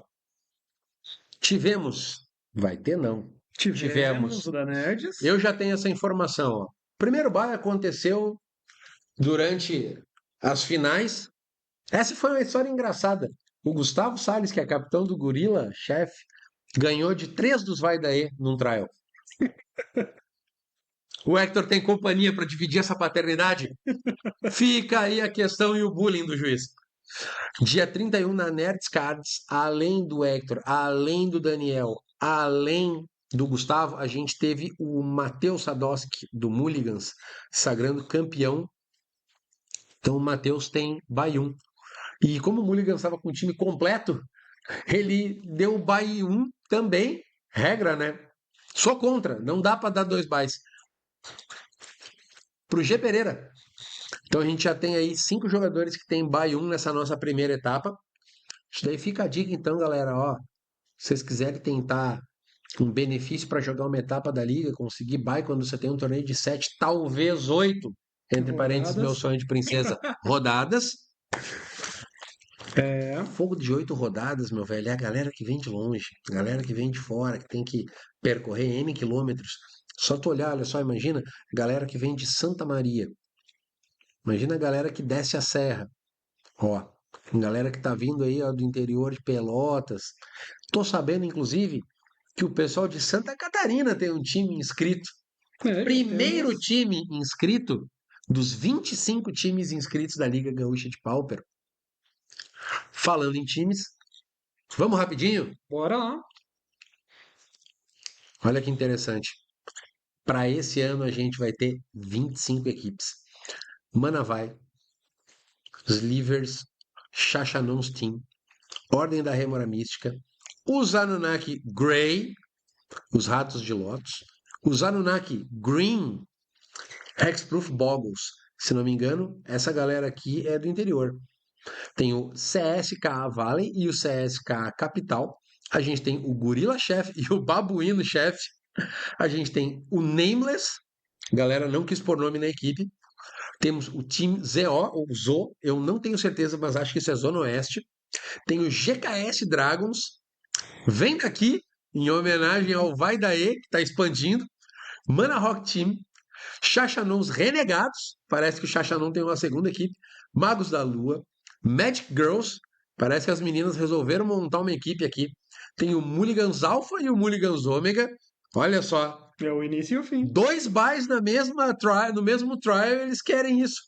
Aí tem a galera do Magiqueira, o Atlético Cridinense e o Vai Daê, atual campeão do torneio de equipes da Liga Gaúcha de Pauper, galera. 25 equipes, nem todas têm 6 jogadores, algumas delas têm 5 ou menos jogadores. O ideal seria que todas tivessem 6, para mim o ideal seria 8 rodadas, um salão gigante com ar-condicionado, garçons. O que tu me diz, Julião? Tá gostando das estruturas Eu acho das nossas que lojas sede? eu acho que esse ano promete. Nós temos muito mais jogadores, muito mais equipes e uma estrutura toda renovada da Liga Gaúcha de Pauper. Para esse ano a gente vai ter uma mudança, onde em vez de termos 2 semestres, nós teremos 3 trimestres, onde aqui temos o primeiro e o segundo trimestre fazendo uma qualificatória dos times para jogarem nesse terceiro trimestre 3 ligas separadas. Nós vamos ter a liga principal, a Série A Série 1 e mais um campeonato à parte com as outras equipes também. Então, o ano promete muito pauper, muita diversão e principalmente o engajamento dessa galera toda que cada vez mais vem transformando os eventos aqui em algo a nível nacional e quiçá mundial logo mais como um dos maiores torneios. Previsões otimistas do Julião. Para quem não sabe, gostaria obviamente de aproveitar de minhas características bairristas e puxar a brasa para o meu assado. Durante os 2 últimos Liga Fest, que são hoje provavelmente os maiores torneios de nível nacional que a gente tem, a Liga Magic faz torneio de diversos card games, dentre eles, óbvio, o Magic, e de diversos formatos, onde o maior é o Pauper. E a gente teve 2 gaúchos vencendo as últimas 2 edições do Liga Fest. A gente teve o Augusto Razelém.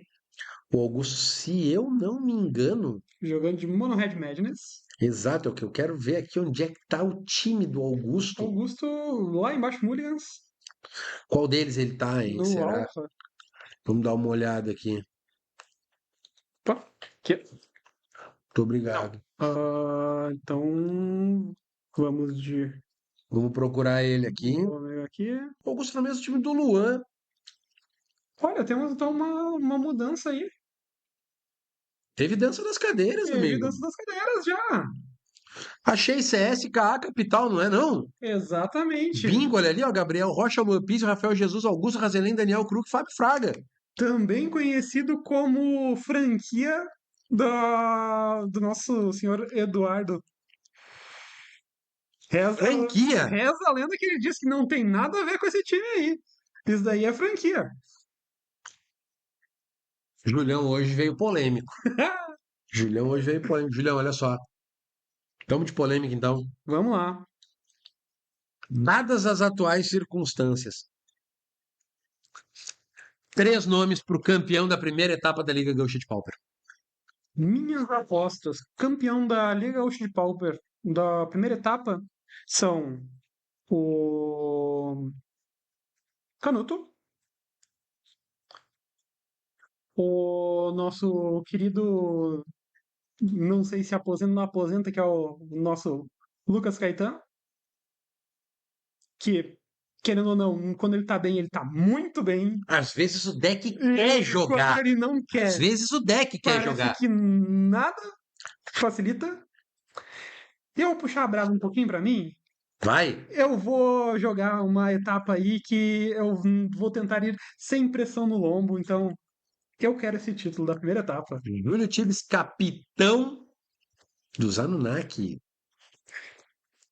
Julião, vamos aproveitar, tu vai fazer um merchan para nós aqui. Júlio Tibes, quem são Lorenzo Unza, Thiago Reis, Jennifer Unfer, Joselito Cruz e João Tomé? Vamos lá então, pessoal. Nós, os Anunnaki, nós fizemos uma expansão, tivemos mais jogadores, e na equipe que eu estou capitaneando, tenho hoje o Lorenzo, que entre nós é o que nós consideramos um dos jogadores mais destacados. Ele não conseguiu ser tão ativo na liga ano passado, mas sempre que ele participa, ele consegue fazer bons resultados.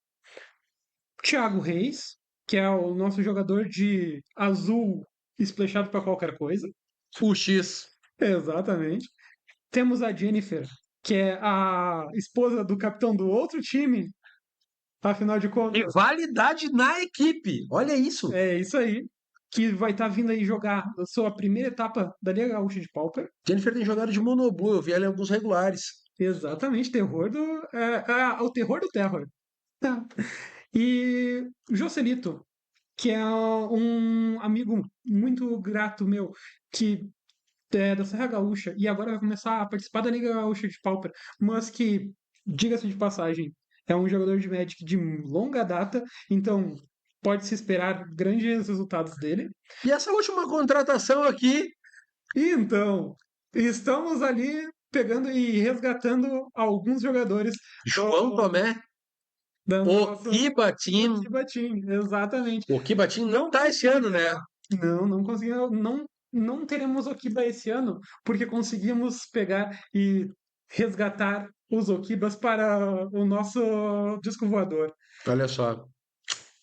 E essa outra equipe dos Anunnaki aqui com Daniel Abraão de capitão, Na, Léo Ram, Patrick Luz, Pietro Lorenzo, Israel Teles e Gabriel Fitarelli. O que tá acontecendo aqui? Desaposentamos, aposentamos, meu querido. Vocês Se pegaram, puxar o JP para o meu time, vocês pegaram o capitão dos Okiba, que é o Israel, e uhum. o falecido Fitarelli da Ordem da Rêmora Mística. Me explica isso aí, Julião. Nós queremos polêmica aqui.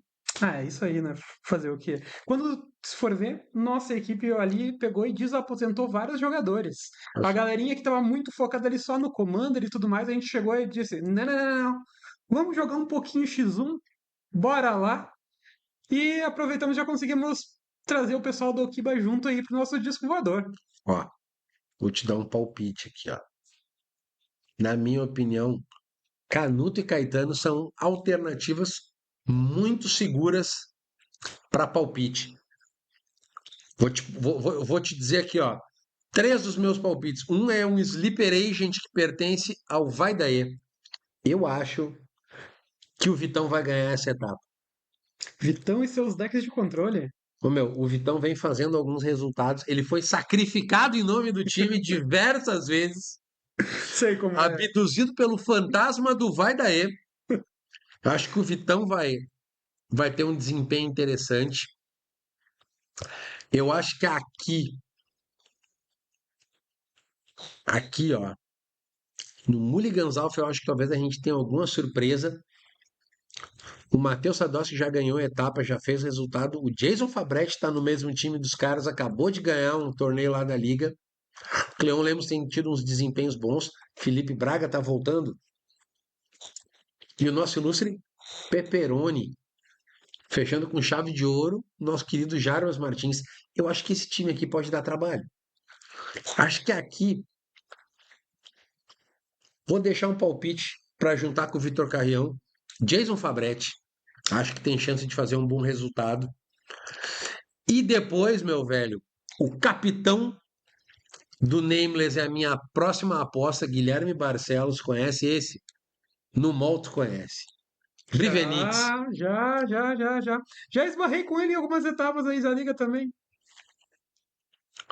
O quarto nome que eu daria, meu velho, que eu sou olho grande nesse momento, está aqui, ó. Dá uma olhada nisso aqui, ó. O que tu achou? O Olha, Gorila Chefe tá com 5 jogadores. O Gustavo tem bye. O Leonardo fez resultado. O David fez resultado. O Luca ganhou o Player of the Year. olha, eu vou te dizer uma coisa. O Luca, ele é um jogador muito bom quando a gente fala em conseguir finalizar os jogos. Que isso realmente é um problema muitas vezes. Quando a gente tem esse meta muito preso, muito truncado, que nem é o nosso meta local, ser alguém proativo que consegue finalizar os jogos antes que o oponente consiga estruturar o jogo é uma vantagem. O Luca tem jogado de Hack dos Madness, né? E isso. Só que eu não sei como é que vai funcionar isso com esse método de Boras Bully. Esse método de Call Gates. Você acha É, que a gente tá no meta de meta de Boros Bully Call WX Gates? é uma coisa muito triste. E aí vem a minha previsão. Eu acho que a vantagem é um pouco puxada para esse metagame, porque as pessoas ainda não foram atrás de ser uma resposta óbvia para isso. E o que tu acha do time 2 ou O time novo o Gorila do Chefe Gorila, procriou e agora ele tem o Babuíno Chefe com o Tomás Silveira como capitão.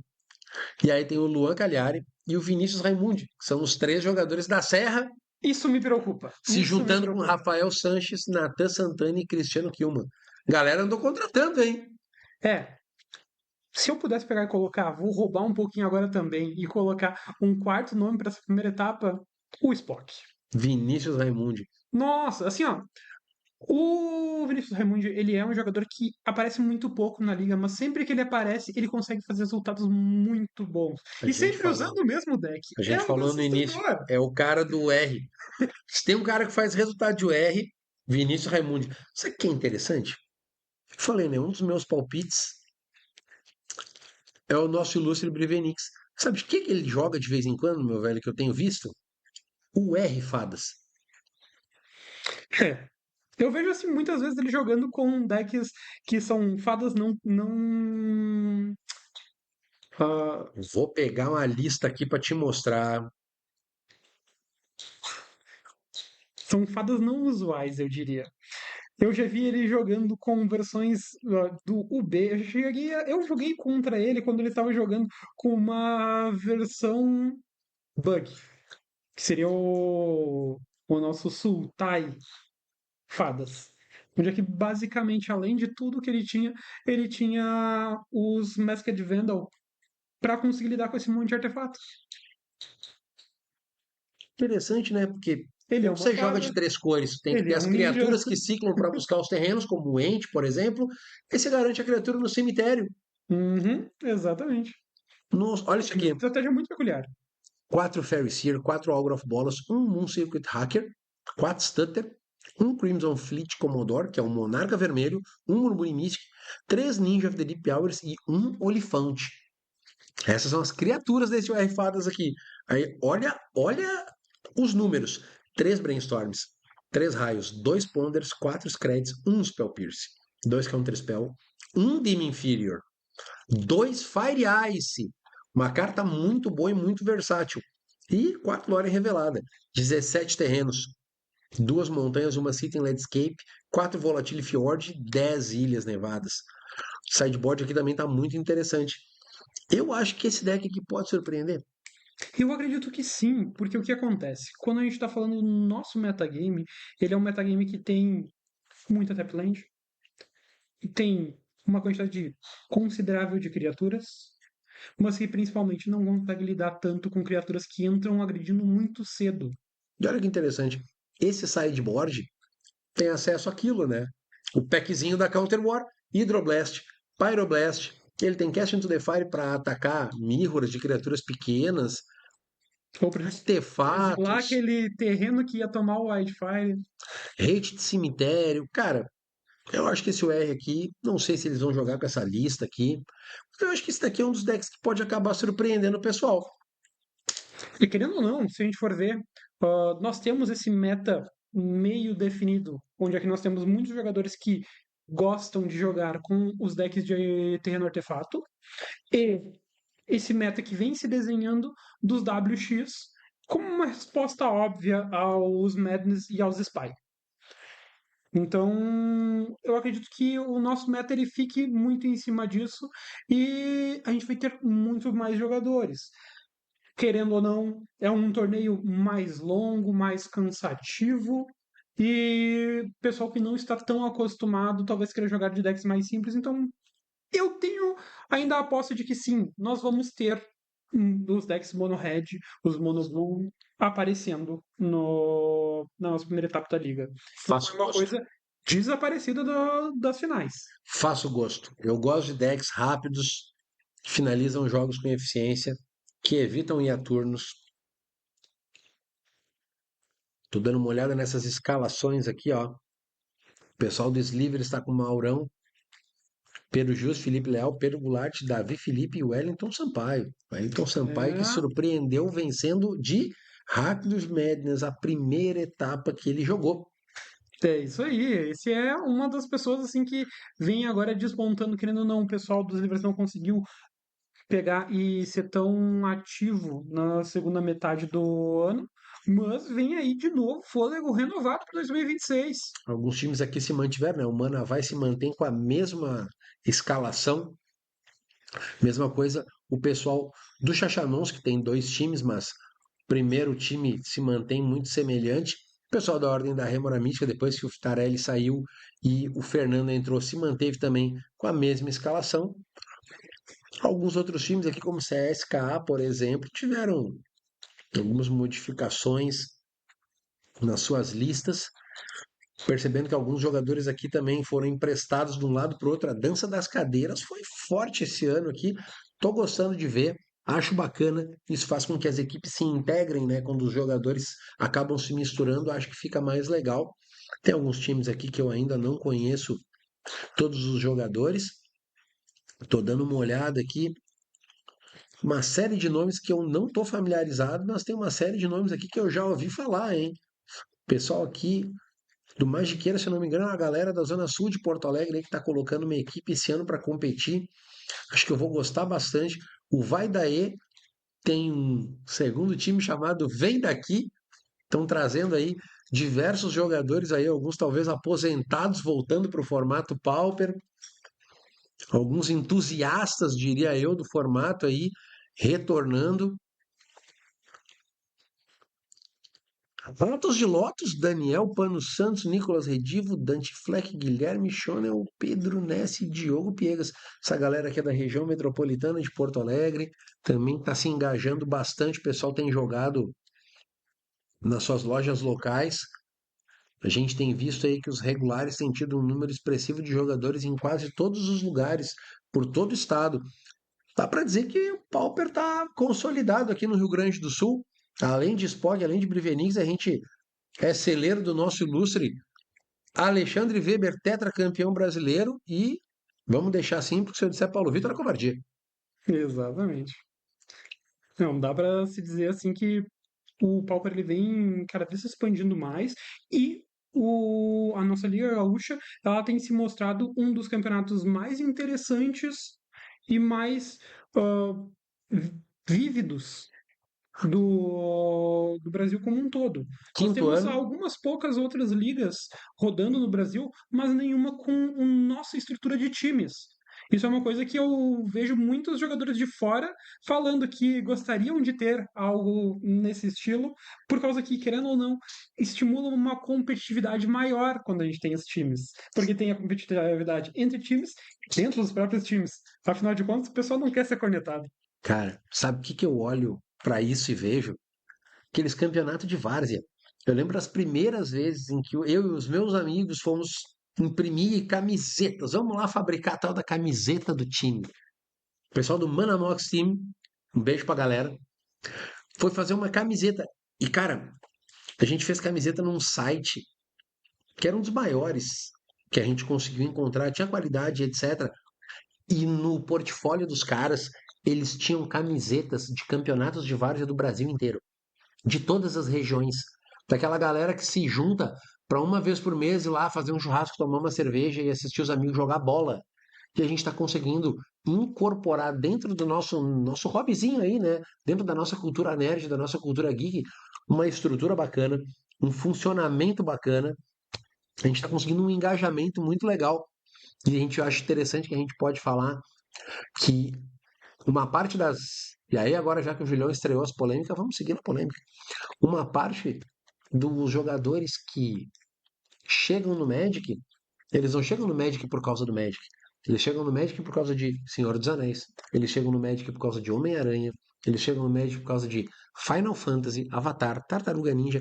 Eles chegam no Magic por causa desses Universes Beyond. E olha que interessante. Estão Fortniteizando o troço? Não. Mas tá ficando interessante, né? Eu vou te dizer assim, ó, peculiarmente, eu percebi que o Universo Beyond fez foi basicamente duas coisas. A primeira é fazer com que o jogador saudosista de Magic reclame horrores por causa que Magic não é mais Magic. E a segunda coisa é salvou o card game. Porque o pessoal estava ficando mais velho, tendo outras prioridades e não se estava tendo uma renovação de jogadores. Polêmica, eu discordo. Quem salvou o Magic, sabe quem foi? Vou puxar a brasa para o meu assado. Foi a comunidade internacional de juízes quando criou o Commander. Nós é que salvamos o Magic. Agradeçam para quem criou o Elder Dragon Highlander. Senão essa brincadeira já tinha acabado há muito tempo. Não, com certeza. O Commander é hoje o que permitiu com que o Magic continuasse existindo para os mesões de cozinha. Senão ele seria simplesmente mais um jogo competitivo muito underground, com alguma meia dúzia de campeonatos. O que realmente transformou ele em algo muito popular foi o Commander. Mas mesmo entre o Commander, se tu for ver, ele estava tendo. Ele teve uma subida muito grande ali 2018 e 2019, e quando veio a pandemia, o hobby dos card games em si, eles se tornaram uma coisa assim do o colecionismo. E as pessoas estavam comprando Magic não mais para jogar, apenas porque é um card game colecionável. Mas E ele nasce com essa aí, premissa, não? Ele nasce nessa pegada. sim, só que o problema é que isso não expande a comunidade, isso não faz com que as pessoas joguem o jogo.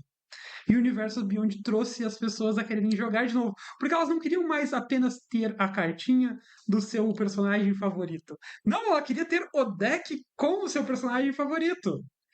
E a pessoa vai jogar o Commander e descobre que tem outros formatos e começa a cair no crack de papel.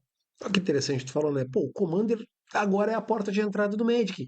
E por incrível que pareça, os haters que me odeiem, o Pauper é a entrada do competitivo.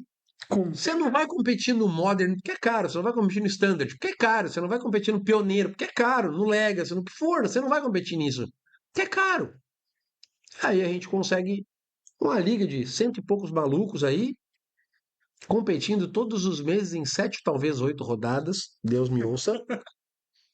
25 times bastante bem estruturados aqui, cara, centena de jogador. Eu acho que 2026 promete e muito. com toda certeza. Quem é que vai ganhar o ranking de equipes desse ano? Tá no Max Gray. Não é a minha equipe, mas é da minha equipe. Safe bet. Vou ficar com a gurizada do Laranjinha de novo. Eu acho que vai daí estar nesse top 3 muito fácil. Acho que talvez o pessoal do Babuíno Chefe, com o reforço que está vindo aí da Serra, também possa fazer algum resultado que surpreenda a galera. E o pessoal da Ordem da Rêmora Mística, hein? Então, Rovani, meu. Fabinho, Hector. Tem resultado aí nesses nomes que eu falei, hein? Não, assim, ó, se eu for pegar e desconsiderar o meu time, vou sair agora do personagem bairrista, eu acho que times que têm uma história e com a capacidade e qualidade para isso, eu apostaria em Manavai, Vaidae, Ordem da Rêmara Mística e o Mulligans Alpha. O pessoal do Mulligans tem feito alguns resultados também. O pessoal do Manavai também é bastante consistente. Galerinha lá da região do Vale dos Sinos tem feito resultados desde as primeiras edições da Liga Gaúcha de Pauper, que curiosamente foi vencida por um time que não joga mais. Power Plant. Olha aqui, o Manavai tem Wagner e Wagner, Marcelo, Júlio, Alexandre Figueiredo e Felipe Weber. O que acontece com o pessoal do Manavai é que eles são muito consistentes. Então, mesmo que eles não consigam ativamente ganhar alguma etapa, eles sempre têm 3 jogadores ou mais ali no top 8. O Júlio Diniz tem feito muito resultado, Wagner tem feito resultado, o Jankowski. Wagner Lucas está um pouco mais apagado, mas também tinha feito resultados bons aí no passado. O Marcelo Costa, durante muito tempo, fez muitos resultados. O Alexandre Figueiredo, né, que está de viúvo do High Tide, provavelmente ainda não se encontrou. E Felipe Weber, meu velho, cara, eu já vi ele jogando de Mono Blue, Mono Red e Elfos. Ele joga os 3 tires do formato. Cara, talvez o Felipe venha surpreender um pouco a galera esse ano, se ele souber escolher o deck certo no field certo, no momento que mais se apropriar, Com quem toda sabe? certeza.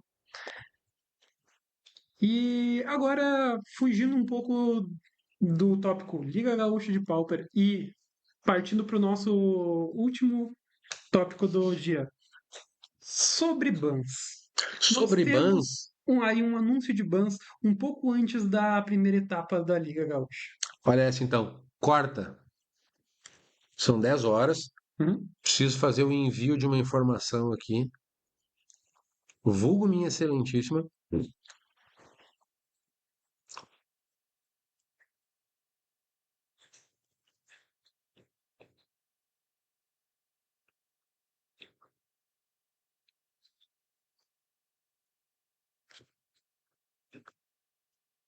O senhor disse bans. Eu disse bans, e aí? Você acha que vai ter alguma mudança antes da nossa primeira etapa da Liga? Vai fazer todo mundo sair correndo atrás de consertar suas listas? Ou teremos tudo no mesmo?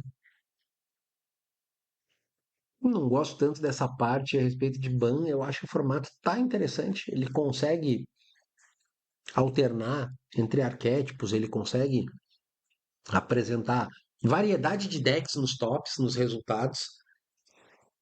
Mas tem algumas cartas que parece que destoam um pouquinho. Power level é um pouquinho acima do que eu tô acostumado a ver no formato. A galera já aceitou que a Crisálida veio para ficar. Então, os decks de remoção não baseado em dano continuem aparecendo aí. Eu acho que o Elfos não vai sofrer banimento nenhum. Abre para nós aí, por gentileza, o MTG Top 8. Já tá com ele aberto. Uhum. Vamos ali, ó. Cara, eu acho que os Mono Blues não devem perder nada. Muita gente reclamava de Sleep of the Dead no Mono Blue, que é uma carta muito forte, que no late game você vai virar 2 criaturas, vai ter 2 ataques muito bons. No Rally, eu não acho que tenha alguma coisa ali que esteja incomodando. Eu entendo que algumas jogadas, como fazer a. Ali é nosso canhão de vidro, né? Não é bem um canhão de vidro, não tanto quanto um hot dog, mas o Rally ele tem aquela play que ele faz a Burning Tree, mais um negócio que exila 2 do topo, ou que faz os 2 tokens de humano ali, ataca, que é uma combinação forte. Aí se no próximo turno você tem um raio e um Bushwalker, é desproporcional. Então, eu não sei se talvez eles não tirem um pouco de ímpeto do Rally, apesar de ele ser contornável. Mas no Mono Red Burn ou no Mono Red Madness, eu acho que ali a gente tem um negócio que é as Free Spells combinadas com Gutter Snipe. Gutter Snipe é muito forte. Não sei se eles vão colocar, ou melhor, não sei se eles vão deixar que permaneça 2 criaturas tão fortes no formato que fazem com que tu cause dano no teu oponente só para seguir jogando o jogo. O Gutter Snipe ele é um boca de cachaça melhorado, ele é um Black Mage Rod melhorado. Eu acho ele muito forte, E é principalmente porque aquela dardo coisa. de lava e Fire Blast. Eu acho que ainda tem mais uma variável nisso daí, que é a Highway Robbery. Ela faz, eu acho que o Gutter Snipe ganha muito valor no turno que ele entra. Eu acho que daí não é bem o que a gente vai conseguir fazer para diminuir o power level do Mono Red, porque se eu tirar Highway Robber, o pessoal vai Não, aumentar a quantidade de cartas que ele vem usando aí, ao invés de usar 3 cópias, vai usar 4 de uma determinada carta, talvez bote só os Chain Lightnings e continue jogando Magic. A Temos questão é que o dois Gunter pontos Snipe é que são muito problemáticos. desproporcional. A gente tem o Gutter Snipe e a Sneak Snacker. Aquela jogada inicial de loot na Sneak Snacker para voltar ela, uma ou duas Sneak Snackers no turno 2 é muito forte. Porque ele tá ganhando valor, ele tá comprando muita carta, tá ciclando a mão, e ele vai ter aquele ataque certo no turno seguinte. Porque a Sneak Snacker não vai se blocar. Ela vai vir ali para agredir. Pois então, eu acho que o Mono Red pode ser que tome algum revés. Não sei se o Gunter Snipe, não sei se é Sneak Snacker, não sei se ambos. Até porque os decks de UB Fada têm usado Sneak Snacker com e sem o Abandon Attachments e tem apresentado alguns resultados de vez em quando. Se der uma olhadinha, o Barf, que é provavelmente o maior fazedor de resultado do Magic Online no Pauper, o cara só joga de deck azul. Mono Blue Fadas, UB Fadas, listas com Sneak Snacker, listas sem Sneak Snackers. E o cara tem feito consistentemente resultado. Acho que de repente está faltando para a galera na Liga Gaúcha tentar arriscar com alguma dessas builds. Os terrenos artefato eu prefiro nem entrar em detalhes, porque, pelo que o pessoal do painel disse, vieram para ficar. Eu acredito que eles são uma coisa de grande risco, grande recompensa. Acho Querendo que ou se vier não, um é um bom. terreno virado que pode ser exilado. A gente tem respostas no formato em si que muitas vezes acabam com o jogo inteiro simplesmente por ser essas lentes artefatos. Eu vejo elas como o grande problema.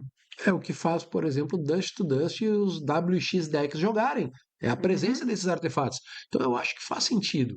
Porque se a gente fosse pensar nas listas anteriores de Affinity que perdiam para o Gorila, acho que não é bem o que a gente quer. Daí o Affinity é um deck mega consistente e quando enfrenta deck vermelho vira um Glass Cannon. Não faz muito sentido. Agora, o Mono Red Madness está muito interessante. Tem feito muito resultado. É um deck que a galera tem utilizado bastante no online, apesar da gente não ter visto a presença dele em torneios físicos. Nas ligas do MOL, ele tem sido muito presente há bastante tempo. E o Gunter Snipe, como uma comum e a Sneak Snacker, o deck ficou muito bom. Uma outra carta que tem um power level grande, mas eu sigo achando que não vai fazer diferença nenhuma, é o ratinho do Affinity. Normalmente ele é um mana 2/1, o oponente descarta ou eu compro. É uma carta muito forte. E acho que se for para. Ela é forte, mas ela se tornou meio que uma coisa que a gente já se acostumou e consegue contornar ele muitas vezes. Exato, porque você está vendo, a gente estava analisando ali diversas listas que se beneficiam de flashback de cartas no cemitério, da presença de cartas no cemitério. Então, esse Uhum. rato às vezes vai acabar contribuindo aí, Vai fazer o cara minimamente. descartar um Temper e conseguir conjurar ele. Vai conseguir minimamente É, contribuir para alguma estratégia. E querendo aí, ou não. além do Mono Red Madness, o outro vilão do formato é o nosso Spy, né? Um dos preferidos de muitas das pessoas que a gente conhece aqui da região. O que, que você acha que pode estar na alça de mira? Olha, eu não gostaria, porque o problema é que para conseguir resolver o problema do Spy, a resposta de não matar o deck é tirar o Sagu. Acho que é o Sahu Wildling que tem que sair do deck. Não, essa é a resposta para não matar o deck. O problema é que a resposta para conseguir solucionar o problema do deck é tirar a carta menos impactante para o resto do metagame, que é Land Grant. a Land Grant. Tirando a Land Grant, tu consegue resolver o problema desse deck. Ele vai conseguir rodar, mas vai precisar ter mais terrenos. Vai ter que usar 4 o Pétala de Lotus. Ele consegue continuar ainda existindo sem as Land Grant, mas vai perder muito do fôlego, muito do ímpeto. Agora, se tu tirar o Sagu, o deck ainda existe. Ele só não é tão forte. Mas tirando a Land Grant, eu acho que o deck morre. Ele volta a ser aquele deck Rogue muito perdido, muito lento contra as matches de mid-range que a gente tem no Pauper. Ou talvez ele coloque um terreno a mais, porque a ideia, quando eu olho para o Spy, é que ele é um combo tempo. Mas é que assim, ó. Ele quer tirar os terrenos do deck até o quarto turno, porque provavelmente nenhum deck vai te matar em 3 turnos a não ser o Mono Red, Uhum. com um Gru de mão perfeita. Então, no quarto turno dele, estando na play, ele consegue te matar. E ainda mais que você tem a adição de Pétala de Lotus. É um deck com Sim. muita free spell. Mas o problema é que ele funciona da seguinte forma hoje, mesmo nas builds variadas que a gente tem, ele precisa executar uma jogada de turno um colocando alguma coisa que gere mana ou busque o terreno. E nos turnos seguintes ele tem que começar a pegar e acelerar essa mana. Ele não consegue pegar e ativamente simplesmente, eu vou colocar 2 bichinhos pequeninos, conjurar o Spy e ganhar o jogo. Muitas vezes tu te força a ter que estabelecer um board, conjurar essas spells de custo 5, 6, e aí que ele se torna um bitter muito forte. Tudo bem, quando você parte para a linha do, ok, ele é um deck combo, o combo dele é muito frágil. Mas quando tira a parte do combo dele, ele Quando se vê dele é torna sólido. um deck agro muito difícil de separado. Porque ele vai ter criaturas 3/3 que conseguem passar em cima de fadas, conseguem passar em cima de Snakesdecker, conseguem pegar e passar em cima de Core Skyfisher, que é uma das cartas que é muito temida quando a gente está falando de voadores. E ele Pois é. sobrevive. Ele consegue depois baixar criaturas com alta evasão, como o Troll de Kazandu e o próprio Gigante, que é um 6/5, além de ter o terror de todo e qualquer terror, que é o Ent.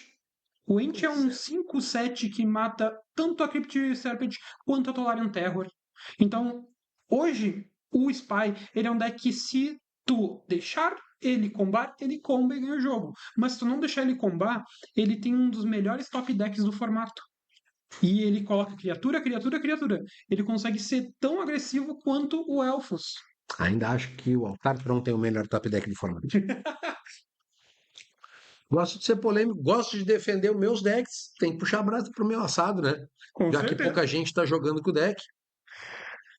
Mas a minha aposta seria 100 bans.